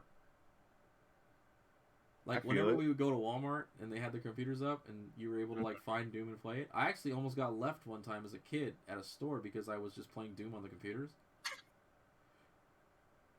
Couldn't pull Josh away from the Doom. I think my parents mentioned that a few times back in the day, that I almost got left at the store because like they couldn't find me because I was at those computers playing Doom. Tetris. My dude, Tetris is... You ever played Tetris 99? Yeah. How do you feel about Tetris? I'm not great at it. I always feel like I would be good at it, but I'm not. I'm not good at it either. My dad once told me he competed in a Tetris competition back in the day. Yeah. I'm not sure, to be honest with you. All right. I don't know. My mom was really good at Tetris. I can't confirm or deny. He lived his life. I was just born into it. My mom used to play Tetris on the fucking Nintendo all the time. We'd be like, "Mom, come play Nintendo with us," and she'd be like, "All right." And then we'd be like, "You want to play Mario? You want to play Tetris?" She'd be like, "Yeah, put on Tetris." And then we would just sit there and watch my mom play Tetris forever. That's fun. Yeah. Metal Gear Solid 3 Snake Eater. If this isn't the one that introduced us to true like movie style being cinematic ass. Well, actually Metal Gear Solid 2 was actually the start of that. Metal Gear Solid 3 was the start of noir based super spy based like fucking cinematics. And I don't know. I don't know where I stand on what my favorite Metal Gear of all time is. I said Mm-hmm. so John, my younger brother, is the bona fide Metal Gear Solid guy, like that Yeah. I know. And I said I just said off cuff. We were watching TV downstairs, and I said, you know what, John? Metal Gear Solid 2 is the best Metal Gear Solid of all time. And he looked at me like he was gonna stab me. Damn. I was like, what? You don't like walking around as naked riding? He's like, no. That was my fucking. That was the next thing I said, which was funny. He goes, no, it's not. And I didn't ask him which one he thought was the best, but he sure as hell wasn't two for him. I mean, it's he had a theory and it wasn't two. I can't denounce that Metal Gear Solid 3 literally was probably one of my favorite games of all time. Let's be honest. Like, the music was really good. It had the catchiest fucking theme song on planet Earth. Don't fucking argue with me. It just fucking is. What's really funny is that song came on one time and like all of us at home were just singing it. Like we had it going on the Echo on the Amazon Echo downstairs. Boy, It was a fucking party, bro. My parents were looking at us like we're fucking crazy. Half-Life Alyx. Now, I don't think this belongs here, and I'll let you know that right now. It's because it's a VR game, and not everyone's played a damn VR game. Yeah. It's hard for me to believe that this is one of the greatest games of all time. And some people can say, well, it's a Half-Life. Well, I mean, just because you haven't played it doesn't mean... Well, look at it. Like, what is the percentage of people that play VR and people who haven't? The people who haven't played VR is pretty fucking high. Yeah, I haven't played much. I haven't played any VR. I haven't either. And let's be honest, and I don't believe this should be on this list. And I hate being negative, and I don't know how good the game is. I heard the game was good. Right. But it's not easy for me to get a hold of. So you're putting this so high up a fucking 100 games list that it doesn't make sense. This is the only game we've been like proponently negative to. Let's be honest. Like, at least me. I'm outspoken, but so I haven't heard a bad game on here except for Last of Us 2. Other than that, I haven't heard a bad game that's on this list. Pretty much. I could reasonably see how every game that they've said so far could be in a top 100 list except for that game. God of War, what is it, 2018? Yeah, boy. Dad of War. It was good. Oof, it was so good. I actually stopped playing it for a little bit, and John was like, just finish playing it. And I'm like, okay. Story's good, man. After I watched him, like, go through that hardest difficulty with relative ease. Oh, no, I couldn't. He put it on and didn't turn back. Oof. That is a... I'd say relative ease for the most part, but those Valkyries were something else when I watched him play that. Oh, aren't they? Aren't they? To be honest with you, I beat the game itself, and I have the final Valkyrie left. And I'm having trouble. I had trouble beating her, so I took a break for a bit, and I haven't went back since. But it took him a bunch of tries for that final Valkyrie, but he did succeed, and it's amazing. Yeah, I killed all the Valkyries, but not on the hardest difficulty. I'm Motherfucker good. was give me God of War, and he fucking took it. He took it and ran with it. Chrono Trigger, Chief. I mean, Chrono Trigger is Chrono Trigger. It's Chrono Trigger. You know what I mean? Like, game's fucking good. Is it better? Do you think it's better than 24 though? Personally, for me, yes, by a lot. I've only played about a quarter of Chrono Trigger. Really? Yeah. I didn't play Chrono Cross either. Boy. I'm gonna get you, bro. Bro, that is my guilty pleasure game. Anytime somebody's like, "Yo, what's your favorite RPG?" and I'm like, honestly, bro, Chrono Cross.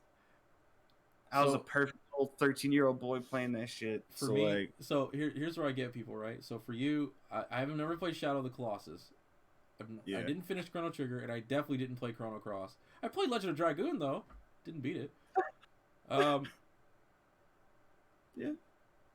But that's funny to me. Like, I was like, you want to hear the kicker though? It's like, what's that? I've never played Chrono Cross. Excuse me? Right. Like I'm about to be kicked out of a room or something. Portal. Oh, by the way, Kira Toriyama. That if you don't look at those, like if you have seen any kind of Dragon Ball Z and said, hey, that's, and then look at Chrono Trigger or anything like that, like, and then like Dragon Quest and all that stuff, and be like, hey, Kira Toriyama, you're out of your fucking mind. That dude's art is that is, ooh, that's hard. It's hard to miss his art. Oh yeah. His art style, his character design. No fucking way you would miss that. Like even back in the day, like I mean back in the day I was watching Dragon Ball Z, didn't correlate, but like, as I got older I was like, hey, that's Akira Toriyama's art. But anyway, Portal. Right. Good. Good game. I didn't beat that one either. That's a good game. Aaron forced me to finish that game. Like he did for Donkey Kong, for me. Donkey Kong Country. Yeah. I didn't like that game. Yeah. We were playing it. It's like, no, you're beating this game. And I was like, all right. So, corroborated joke, right? And he can't be here to defend himself, which is kind of fucked up. But I feel like I carried him through that Donkey Kong Country game, and I'm not a fan of platformers. Like I'm not a huge fan of platformers. I could be good at platforming, as you probably noticed, but like I just didn't enjoy Donkey Kong that much as a child, and it carried on with me in adulthood. And then Aaron was like, "Hey, we're gonna play Donkey Kong Country for the channel." I was like, with me, and I go, no, and he goes, yeah, and then we were fucking playing it together. He's like, and then there we were. And then I carried him, and he would, and if he were here right now, he'd probably be like, psh, no. I was like, fucking, you know, and that whole run, I'm not gonna watch it, but that whole run is on YouTube, right? And I will say that I carried him. If you don't see that I carried him, call me out, but I'm still gonna say I carried him. He's like, let's be real. For sure carried him. Street Fighter 2. Legend of the Legendary Games. Legitimately. Like, I want to know if whoever made this list was like, all right, we can't put a bunch of Street Fighters, so we have to pick one Street Fighter, or if they honest to God think that's the best Street Fighter. I think it's hard to say, but I feel like the consensus is of, like, I can't say anything because I'm not I play enough fighting games, but I'm not like in with the fighting community, so I want to say that the de facto Street Fighter game is probably 2 or Street Fighter 2 Turbo. Yeah, right? Like that's the one though. But right? I think that Street Fighter 2 is encompassing Street Fighter 2 as a whole. Yeah, all the iterations of it. Yeah. So I guess we'll see. I mean, at the same time, like, you know, fighting games gave me, I want to say, my competitive edge, right? I don't think I was that great at fighting games as a kid, but I understood. I get to understanding that the way that it works, and I'm casually good at the games at Street Fighter. Right. I don't think I've ever fought you in Street Fighter though. I know you're probably not like you. I know you play with your kids. Like I know you did that. Street Fighter is my most comfortable fighting game. I played a lot of fighting. I played a lot of different fighting games. Yeah, so like Street Fighter was like that was the fighting game that I played because it was in every arcade. Like you could always play Street Fighter. At any given time though, right now on my PlayStation, on my PS5 and PS4, Street Fighter 5, Dragon Ball Fighters, and Guilty Gear Strive. Okay. It's like on lock all day. Guilty Gear Strive though is harder for me to play.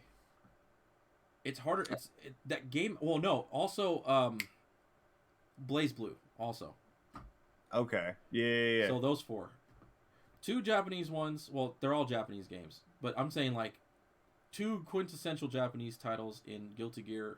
Guilty Gear is a cult followed fucking game that gained a lot of notoriety as it went on, and Strive came out and it was a fucking hit. Street Fighter is the consummate like professionals fighting game. Like, let's be honest. And Guilty Gear is for combo whores. Not Guilty Gear. Blaze Blue is for unlimited combo whores. I don't know any of those, so don't worry about it. And Dragon Ball FighterZ is a weird one to me. Because I know there are people who are fucking godly at that game. Right. But then the skill levels between certain people who play the game are so big. Like, here's a weird thing, right? I can pretty much beat everyone at home without losing a character. But then my youngest sister, she'll take the sticks every so often, so she's okay at the game, right? She knows how to play. Yeah. Like, sometimes she has to be reminded how to use like supers and stuff like that.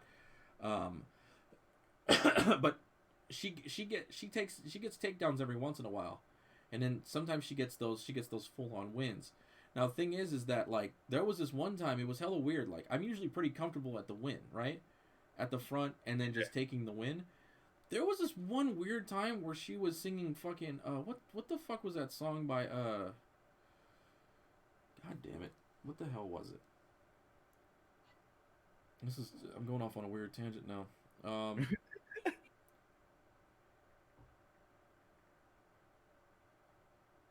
She was singing "Girls in the Hood" by Megan Thee Stallion, like word for word, as she fought and put me down decisively, which was weird. Yo, power move, bro. Like, she was she had her AirPods in, and she was singing "Girls in the Hood" by Megan Thee Stallion and put me down decisively. I mean, it wasn't even like she spanked me 3-0. It was like a legitimate fight. Like, she when it came down to it, she put me down. It was weird. It was one of the weirdest things. Yeah, it was odd. And my iPad went to sleep. Sounds like that would be fucking odd. It would be. 21 is Super Mario Brothers. That's a game I played with that was a lot of bonding time for me and my older brother. Yeah, that's another one of those like certified classics, right? You can't deny what the game is. See, you can't deny where it is, but I feel like too it's hard to put on a list like this. Yeah. Because how do you list games against bona fide nostalgia and like legitimate classic status? Legendary status, right?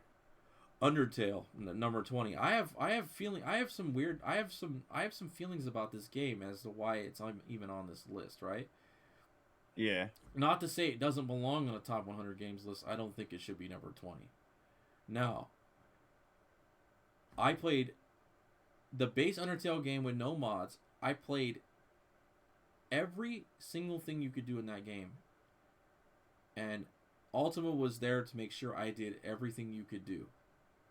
Right. And was done with it. One of the hardest bosses I ever faced in my life was Sans. Almost about 8 hours of cumulative streaming time just to fight that guy. I believe it. What doesn't get me is how this game was like a contender for Game of the Year, and it wasn't even out for a full. So you know what I don't understand about Game of the Year? Why are games that are barely part of that year contenders for Game of that year? I don't know. Like, I think it might have been Red Dead Redemption 2. I think God of War took it. I think. Maybe. I don't remember what was fighting for the contender spot for Game of the Year that year. But I think God of War took it, and I was happy. Because no game that's out for like 2 months, 2-3 months should be allowed. should be allowed to be part of that year's game of the year. And you can feel any way you want about it. That's how I feel. That's kind of how I feel about Undertale. I think Undertale was one of those games that was like, it was marked for a Game of the Year award, and it wasn't even out for not even 6 months. Yeah. I think. I will admit, though, this game is good. It's not number 20 of games of all time good, though. Right. This game made me feel certain ways, considering that I think this was the last game I completed with Ultima before he passed away, so there's certain feelings about this game. And I don't believe that this game belongs where it is on this list. Again, they had to agree that it was this far down the list, like this high on the list, but I still think that's weird. Okay, we're gonna go from number 19. Let's do number 19 to 11 because I want to do top 10 altogether. I want to do top 10 to top 4 and then do the top 3. All right. Number 19, Bloodborne. Number 18, Bioshock. Number 17, The Last of Us. Number 16, The Witcher 3 Wild Hunt. Number 15, Halo 2. Number 14, Castlevania Symphony of the Night. Number 13, Hades. Number 12, Grand Theft Auto 5. And number 11, Super Mario Brothers 3. Now, this is a hell of a lineup here for this number. Yeah, Bloodborne is my favorite Soulsborne game of all time to this point. I'd say it's top 3 for me. I've never had so much fun with such hard fucking bosses. Yeah. Right? Lady Maria of the Astral Clock Tower is probably my favorite Soulsborne fight in all of Soulsborne games. That is a really good fight. Now, it is really good. Moving on to Orphan of Kos, though. Ha! Fuck that. That fight was hard as shit, but was one of my favorite fights in all of Soulsborne series. Really? Yeah, without a doubt in my mind. The Orphan of Kos was something else, though. Like, legitimately. Oh, 100% he's something else. It's called bullshit. Like, let's be honest with you, like, there's a lot that goes in there's a lot of there's a lot of mental preparation you have to do for that fight. And nowadays there are plenty of people that make it trivial, but here we are. We will never be one of those people that makes the fight trivial. I'm just here to survive. Bioshock was a really good fucking game. Really good game. I played that game on the hardest difficulty also. Yeah, I really enjoyed, which one was it? Bioshock Infinite? That's the one there in the sky, right? Yeah, that's Infinite. Sky one. Sky one was really good. I played a little bit of that one. I beat 1 and 2. Yeah. I think number 1's my favorite, though. Like, I mean, it is what it is, right? Like, Bioshock was like, it was literally like, it like broke the mold on like, I don't want to say cinematic, but it was like story-driven first-person shooters. I don't want to say broke the mold. That seems kind of crazy to me, but it made me think about some stuff, like stuff I had to do, like thinking about every corner, almost kind of like Dark Souls because I was playing. Maybe it's because I was playing on the difficulty I was playing on, but like there was some stuff. It's like, man, you were actually following this guy's orders and didn't even know it. Right. It's wild to me. 17 is The Last of Us. See, there's The Last of Us. It's pretty high on this list. Yeah. Like I said, the first one's fucking great. And it does deserve to be up here. Oh, yeah. Witcher 3 Wild Hunt. I played the beginning. I honestly have never played, like, a Witcher game. I have all 3 games, bro. And I hear they're really good. I have all 3 games and only played the beginning of 3. I have 1 and 2 on Steam, and then 3 on Xbox One. That shit's funny. That's funny to me. And I was at SAC Anime yesterday, and today is the 9th. I was at SAC Anime yesterday, the 8th, and the voice actor for Gerald Arivia was there. Yeah. And speaking of voice actors, Halo 2 is the next one. And Master Chief was at the same as at SAC Anime also yesterday. I honestly, when I first got there, the line frame was small enough I could have got his autograph. I should have, bro. I should have. Yeah. The thing was, so I'm gonna say this is again off tangent, but me and my sister had to talk about this. So I went there to see what. Let's be honest. I went there for the goods, the anime goods, right? So I didn't get a lot of anime goods. I got three prints and a keychain that was really nice. And there was a lot of fucking people there. Now, I enjoy media, right? I enjoy movies. Right. I enjoy TV shows. I enjoy anime, video games, everything, and I appreciate all the work that goes into this. But for some reason, like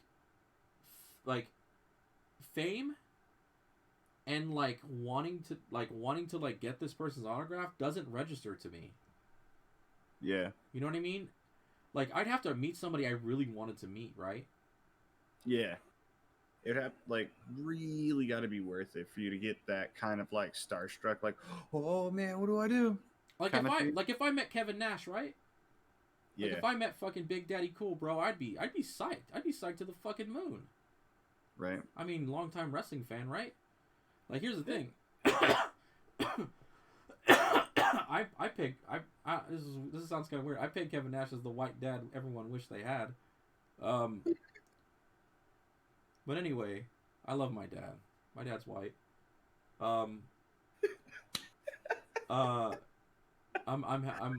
Just clarify that real quick. I'm half Filipino and half white, so I love my white dad. My white dad. White dad, yeah. Anyway, but yeah, like if I met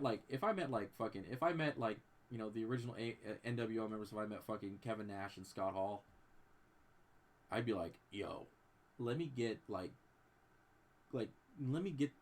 that fucking signature, bro.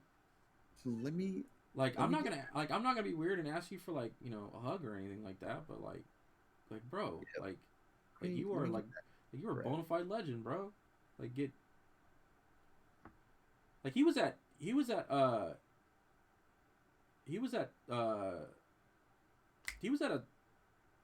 a convention in Stockton a couple months ago. Really? And I'm like, fuck. I was like, I could have went and met Scott Hall. Not Scott Hall, but fucking Kevin Nash. And I was like, damn. Anyway. But yeah, I don't know. And she understood it though. She knows more about the voice actors than I do. And and here's the thing, it's not like I watch anime in a specific language. I watch it in both languages. I watch it in I watch it in Japanese. I watch it in English when it comes out because I want to hear how they did it. Yeah. You know what I mean? So some of the dub artists, you get to some of them do really good. Oh, they do. And then you get to recognize them yeah, it's got this guy. We had names we had Johnny Young Bosch there. We had fucking I'm gonna forget everybody else. We had Christina V. Right. Ray Chase. Fucking I'm forgetting, and I feel bad. But anyway, I appreciate all those guys and all the work they do, but it doesn't make me want to stand in a line. Right? I cruised the stalls and the artist alley for several hours looking for cool stuff. Right. But anyway, Halo 2. It was a big turning point for Halo at this case. Yeah. It turned Halo into a power online, because Halo 1 didn't have an online mode. Mm-hmm. And there were people that were holding the Halo 2 servers open after they closed them, so it wouldn't completely die. That was funny to me. Castlevania Symphony of the Night. I haven't played any of these Castlevanias. I played like the very first Castlevania and the one they had on the N64. Yeah. Hades. So, what? some of my favorite Castlevanias are the Metroidvania Castlevanias, and then they get like super RPG like. I actually really dig those Castlevanias, so I'm on board with this. Number 13 is Hades. It's a good fucking game. It's good. I mean, I didn't play too much of it. I was playing it on Game Pass actually. If you have a chance, if you haven't played it, play it. It's really good. It really is. Grand Theft Auto 5. There's only 2 Grand Theft Autos on this list, weirdly enough. This is on this list based on notoriety and being one of the best-selling games of all time. Not to say that the game itself isn't good. There are multiple reasons it's on this list. And it goes just beyond like liking or hating it, liking it. Mm-hmm. Like, you have to respect that hustle. Oh, 100%. Like, even though like Rockstar is also a shit company. 100%. But like, they haven't had to make a game. No. In like years. No, they really haven't. No. They're just like, new heist. New heist, and I don't care if I don't care if you have enough friends to play them all. Super Mario Brothers 3. My dude, just all day with these. Again, one of those bona fide legendary status games. Yep. Anyway, fucking there's too much to say about that. Those games, I can't. We'll be here all day. All right, we're gonna go from 10 to 4, and then move to the top 3 afterwards. Number 10 is Disco Elysium. Number 9 is Half-Life 2. Number 8 is Red Dead Redemption 2. Number 7 is Super Mario 64. Mass Effect 2 is 6. Super Metroid is 5. And excuse me, The Legend of Zelda: A Link to the Past is number 4. Now, I'd hate that. Like, I'm hating on it. Why the fuck is Elysium on this list, and why is it number 10? Why, have you played Disco Elysium? Yeah. You didn't like it? It's fine. I mean, I guess it doesn't have. I mean, I guess there's probably a really good fucking reason why it's number 10. Right? Like, who?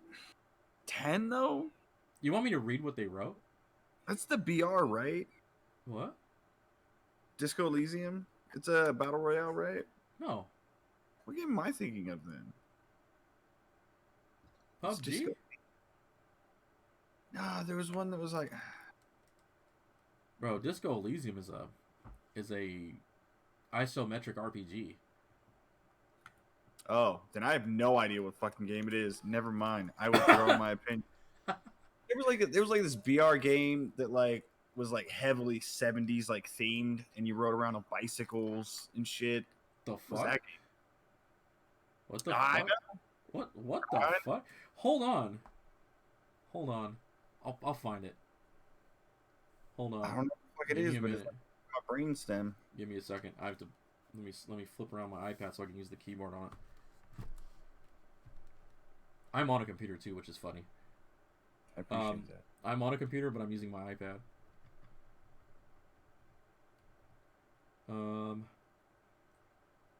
Battle.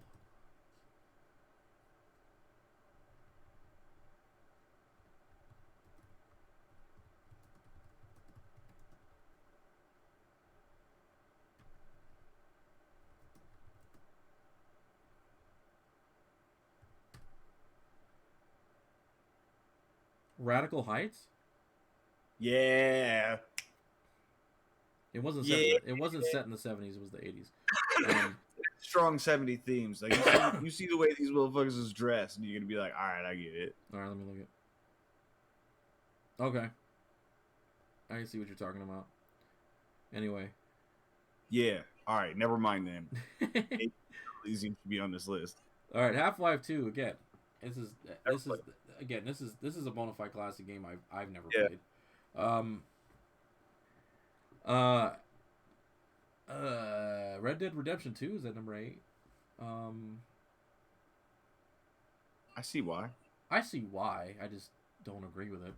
Um, Super Mario 64, I believe, belongs somewhere on like upper echelons of this list at least. Like Jesus Christ, Yeah, that's like 3D platforming that like started it, man. like I think this was one of the games I put in. I think before Pokemon, I think this is the game I put in any kind of fucking time into. I can't say a lot about Mass Effect because I never played any of the Mass Effect games at all.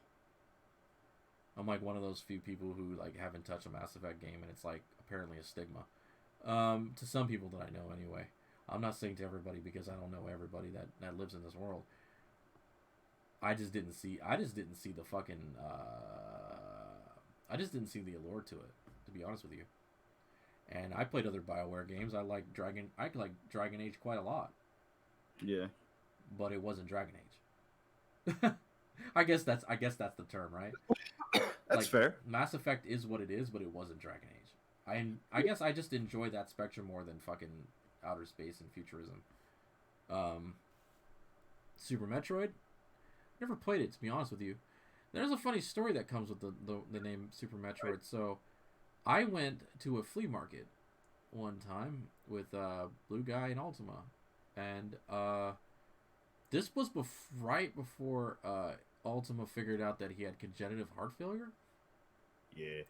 And he was fucking tired all the time, and he was like, we had to park far away because this was a busy flea market day. It was the weekend. And we had to park kind of far away, and as we were walking, he was like out of breath. He was winded. He was like, bro, he thought maybe he was just out of shape. I mean, I don't want to, looked at him. He was overweight. Yeah. For sure. But he was like, but not to that point where like, I don't think I've ever seen anyone his size just winded from a walk. You know what I mean? Yeah. And maybe he just thought he was out of shape at one point. He looked at me, and he was like, man, dude, he was like, fucking high school physical education was a long time ago. Yeah. But as it turns out, it wasn't that. I mean, yeah. Anyway, so we were there. Blue Guy has a penchant for collecting classic stuff. And in this term, classic games, consoles, stuff. He saw a bunch of games, and he was like, "Oh, dude, I think I just spotted a Super Metroid." And he ran over there. It was fucking. It was an old NBA game. Because from far away, the game art looked the same. It was like the same colors and everything. It was funny. I don't remember if he bought it or not. But what's really funny is I bought I have a copy of NBA Jam from that day for the Sega Genesis, and I have Square Enix first game. King's Knight. Yeah. The game that almost tanked their company.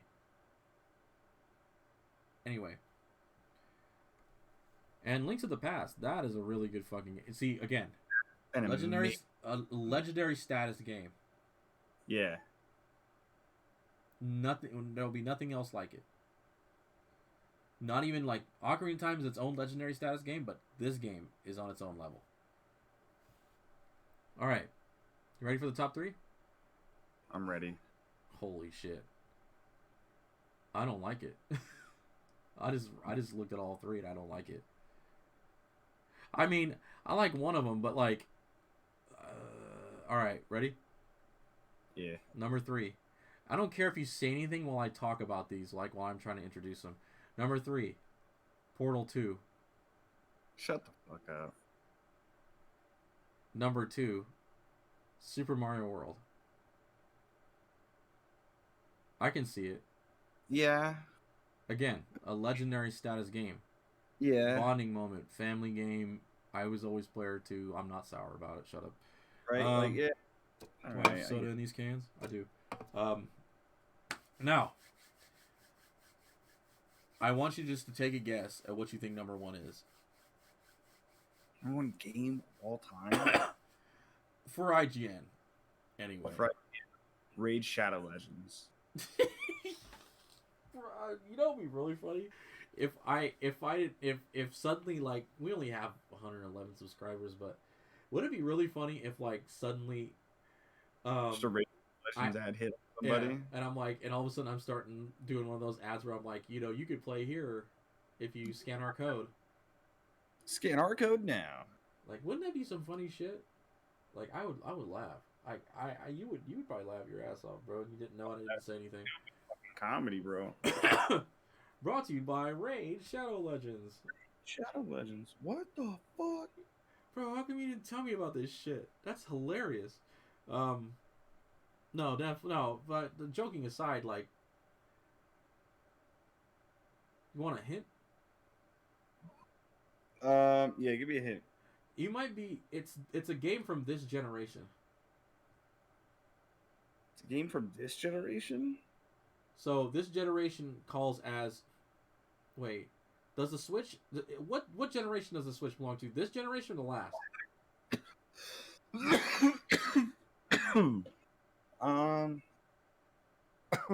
No, because the Wii U belonged with the PS4 and the Xbox One, didn't it? Yeah. Okay, so it belongs to this generation. So yes, it's part of this generation. All right. Because I just didn't want it to be like, oh, Xbox One X and fucking PS5. So I was just making sure that the Switch was part of this generation, so like we wouldn't leave any games out. Yeah, I don't know, man. It's from this generation. Want me to narrow it down to a console? Yeah. The Switch. Switch. Breath of the Wild? Breath of the Wild. The number one game. IGN's number one game of all time. Breath of the Wild. Breath I'm not of the happy. Wild. No, I'm not either. I mean, let's be honest. I like the game. I love the game. It's not number one though. Yeah. Let me read what they wrote. So just for the sake of the conversation, Brian Altano, and I quote, "The Legend of Zelda: Breath of the Wild eschewed a semi-linear, borderline predictable path of 3D Zelda games before it had." I'm gonna fucking read this without any punctuation. Legend of Zelda: Breath of the Wild eschewed semi-linear, borderline predictable path of the 3D Zelda games before it in favor of a bold, crazy new approach. Let players do what they want, how they want, in whatever order they decide. By marrying an open-ended approach to quest structure with the ability to freely explore a vast, beautiful, intriguing world with little specific regulation, the 3D Zelda game template was shattered as about as fast as the average breakable weapon in Breath of the Wild. The result is a gorgeous, freeing, open action adventure experience that invokes a wonder and fear of exploring a bold new place with empowering tangibility becoming its hero. That doesn't explain to me why it's number one though. Yeah, not really.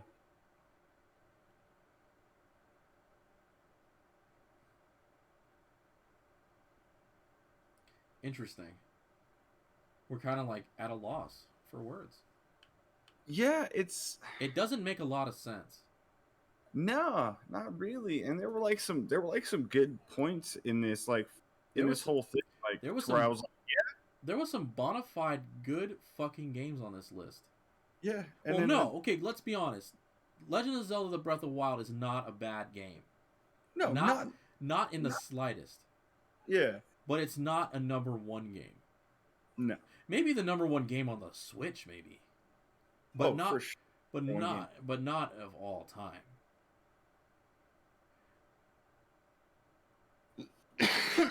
Hands down, Switch exclusive. Oh, for sure. Yeah. I can literally. I mean, again, this is an IGN group opinion. They had to literally sit down and talk about this. Yeah. Which is the craziest fucking thing to me. Like, how many people were sitting in this room talking about this? Because this has gotta have been a fucking hard thing to do. They did it once already in 2019. Yeah. And now they're doing it again in 2021, and they did it but they recognize Breath of the Wild as the greatest game of all time.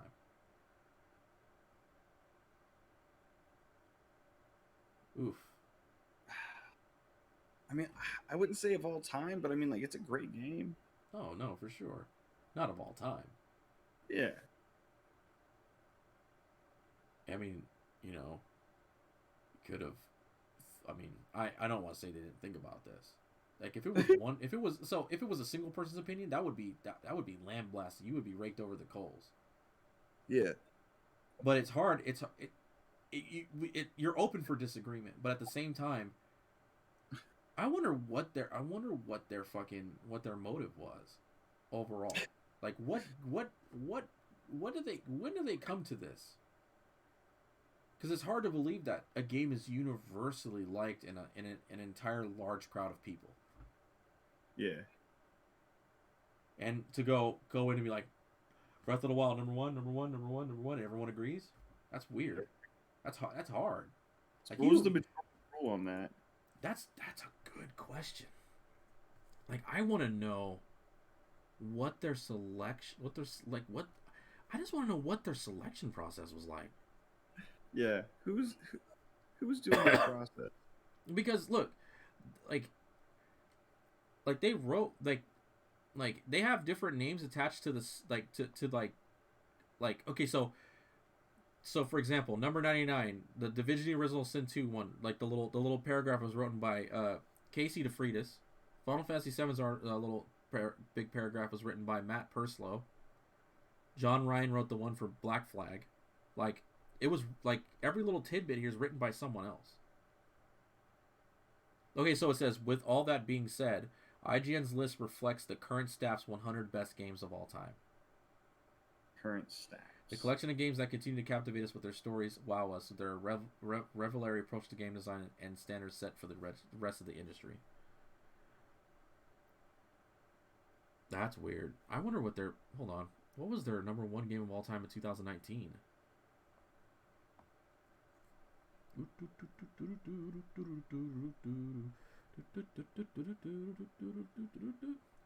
I just click this? Okay. Alright. So their top 3 in 2019. Okay, ready? Mm-hmm. You're not gonna believe this, but number 3 is still Portal 2. How? How?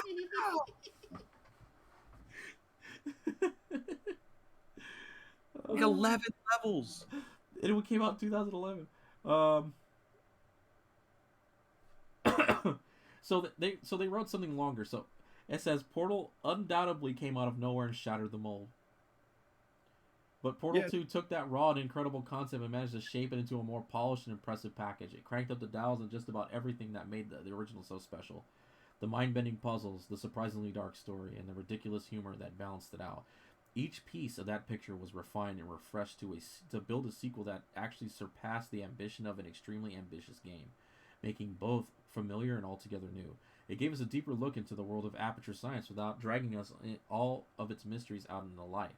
It also mixed its thinking with Portal's puzzles to even further by weaving in gel mechanics that felt entirely fresh and completely natural at the time, while simultaneously and subtly using them to tie gameplay mechanics into the story, patiently waiting until its incredible finale paid off with those setups, with one of the weirdest and most spectacular video game endings around. Couple that with seriously good co-op campaign and full-on custom level builder and sharing systems added post-launch, and Portal 2 stayed the high bar by which all first-person puzzle games should be measured even nearly a decade later. And I quote by Tom Marks. I mean, okay. But you still don't get it, huh? Nah, I still don't get it. You want to know where Breath of the Wild was on this list? Where? Number 5. Wow, so it went up 4 spaces in 2 years. Yeah. Pandemic done to these people. You know how many Korok seeds are hidden in Breath of the Wild? Isn't it like 1,000 or 999? It's 900. 900. Yeah, and it was something obnoxious. I remember that. Okay, the top 3 for 2019 for IGN was Portal 2, Link to the Past, and Super Mario World. How does Link to the Past get moved down and Breath of the Wild go up? Interesting. You know, they said it did reflect of among IGN's current staff. So the staff was likely different then than it is now. Yeah. So that's the only way. That's the only way it would say that. Excuse me, I'm coughing. Anyway, still very strange, very odd. We're 2 hours and 15 minutes in. It's longer than I thought it was going to take. Interesting. Yeah. I mean, there was a lot of off tangents, but and you know, it's funny. I forgot that this was up here, but fucking Orcs Must Die is still on the screen here. It's still on the upper screen, so everyone's gonna see that menu just sitting there, which is fine. You know what we were doing. Exactly. Interesting. I mean, before we cut it off, I'm gonna go ahead and just take this frame out of here. Go ahead and remove that. Remove that frame. Yes. All right. So, you know what's funny? You want to know what's funny though? If you do just watch if you do just cut this on for like any given time. Yeah. The little the GIF with the girls with the fucking sparklers is still on this page. I just moved it down to the bottom corner. Nice. It's still there. Fucking 9 years, bro, and running. I think we should have like close to 1,000 videos now. So with that being said, if you made it across this 2 fucking hours of fucking pardon my language ass like this thing when we talk about this, like please, like, if you haven't already, please subscribe, like, comment, tell us what you're fucking, like, how you feel about this list, because we, you know, considering it reflects of the current staff of IGN from this current like running year, like from 2021, from 2 years ago when they first made the list, or when they made the list in 2019. So it's a hell of a thing. You know, it makes me wonder what was number 100 now that I think about it. Pokemon Go was number 100. Fair enough. Dude, Divinity was basically in the same spot as it was at like 98. Like it's in the top the last 5 still. Yeah. I mean, you know me, man. I would put that up higher. To each their own. To be honest with you, not that we could make 100 like the best 100 games of all time list. Right. I don't think I have enough going for me to do something like that. I mean, I've played more than 100 games in my entire life. We both have. Like, combined, we played more than 100 games, like, easily combined. Like, if we add Blue Guy in there, that's even more, considering that he plays every fucking game under the sun. And I don't say that in a bad way, and he knows that. It's a good thing. It's a good thing. It keeps the mind fresh.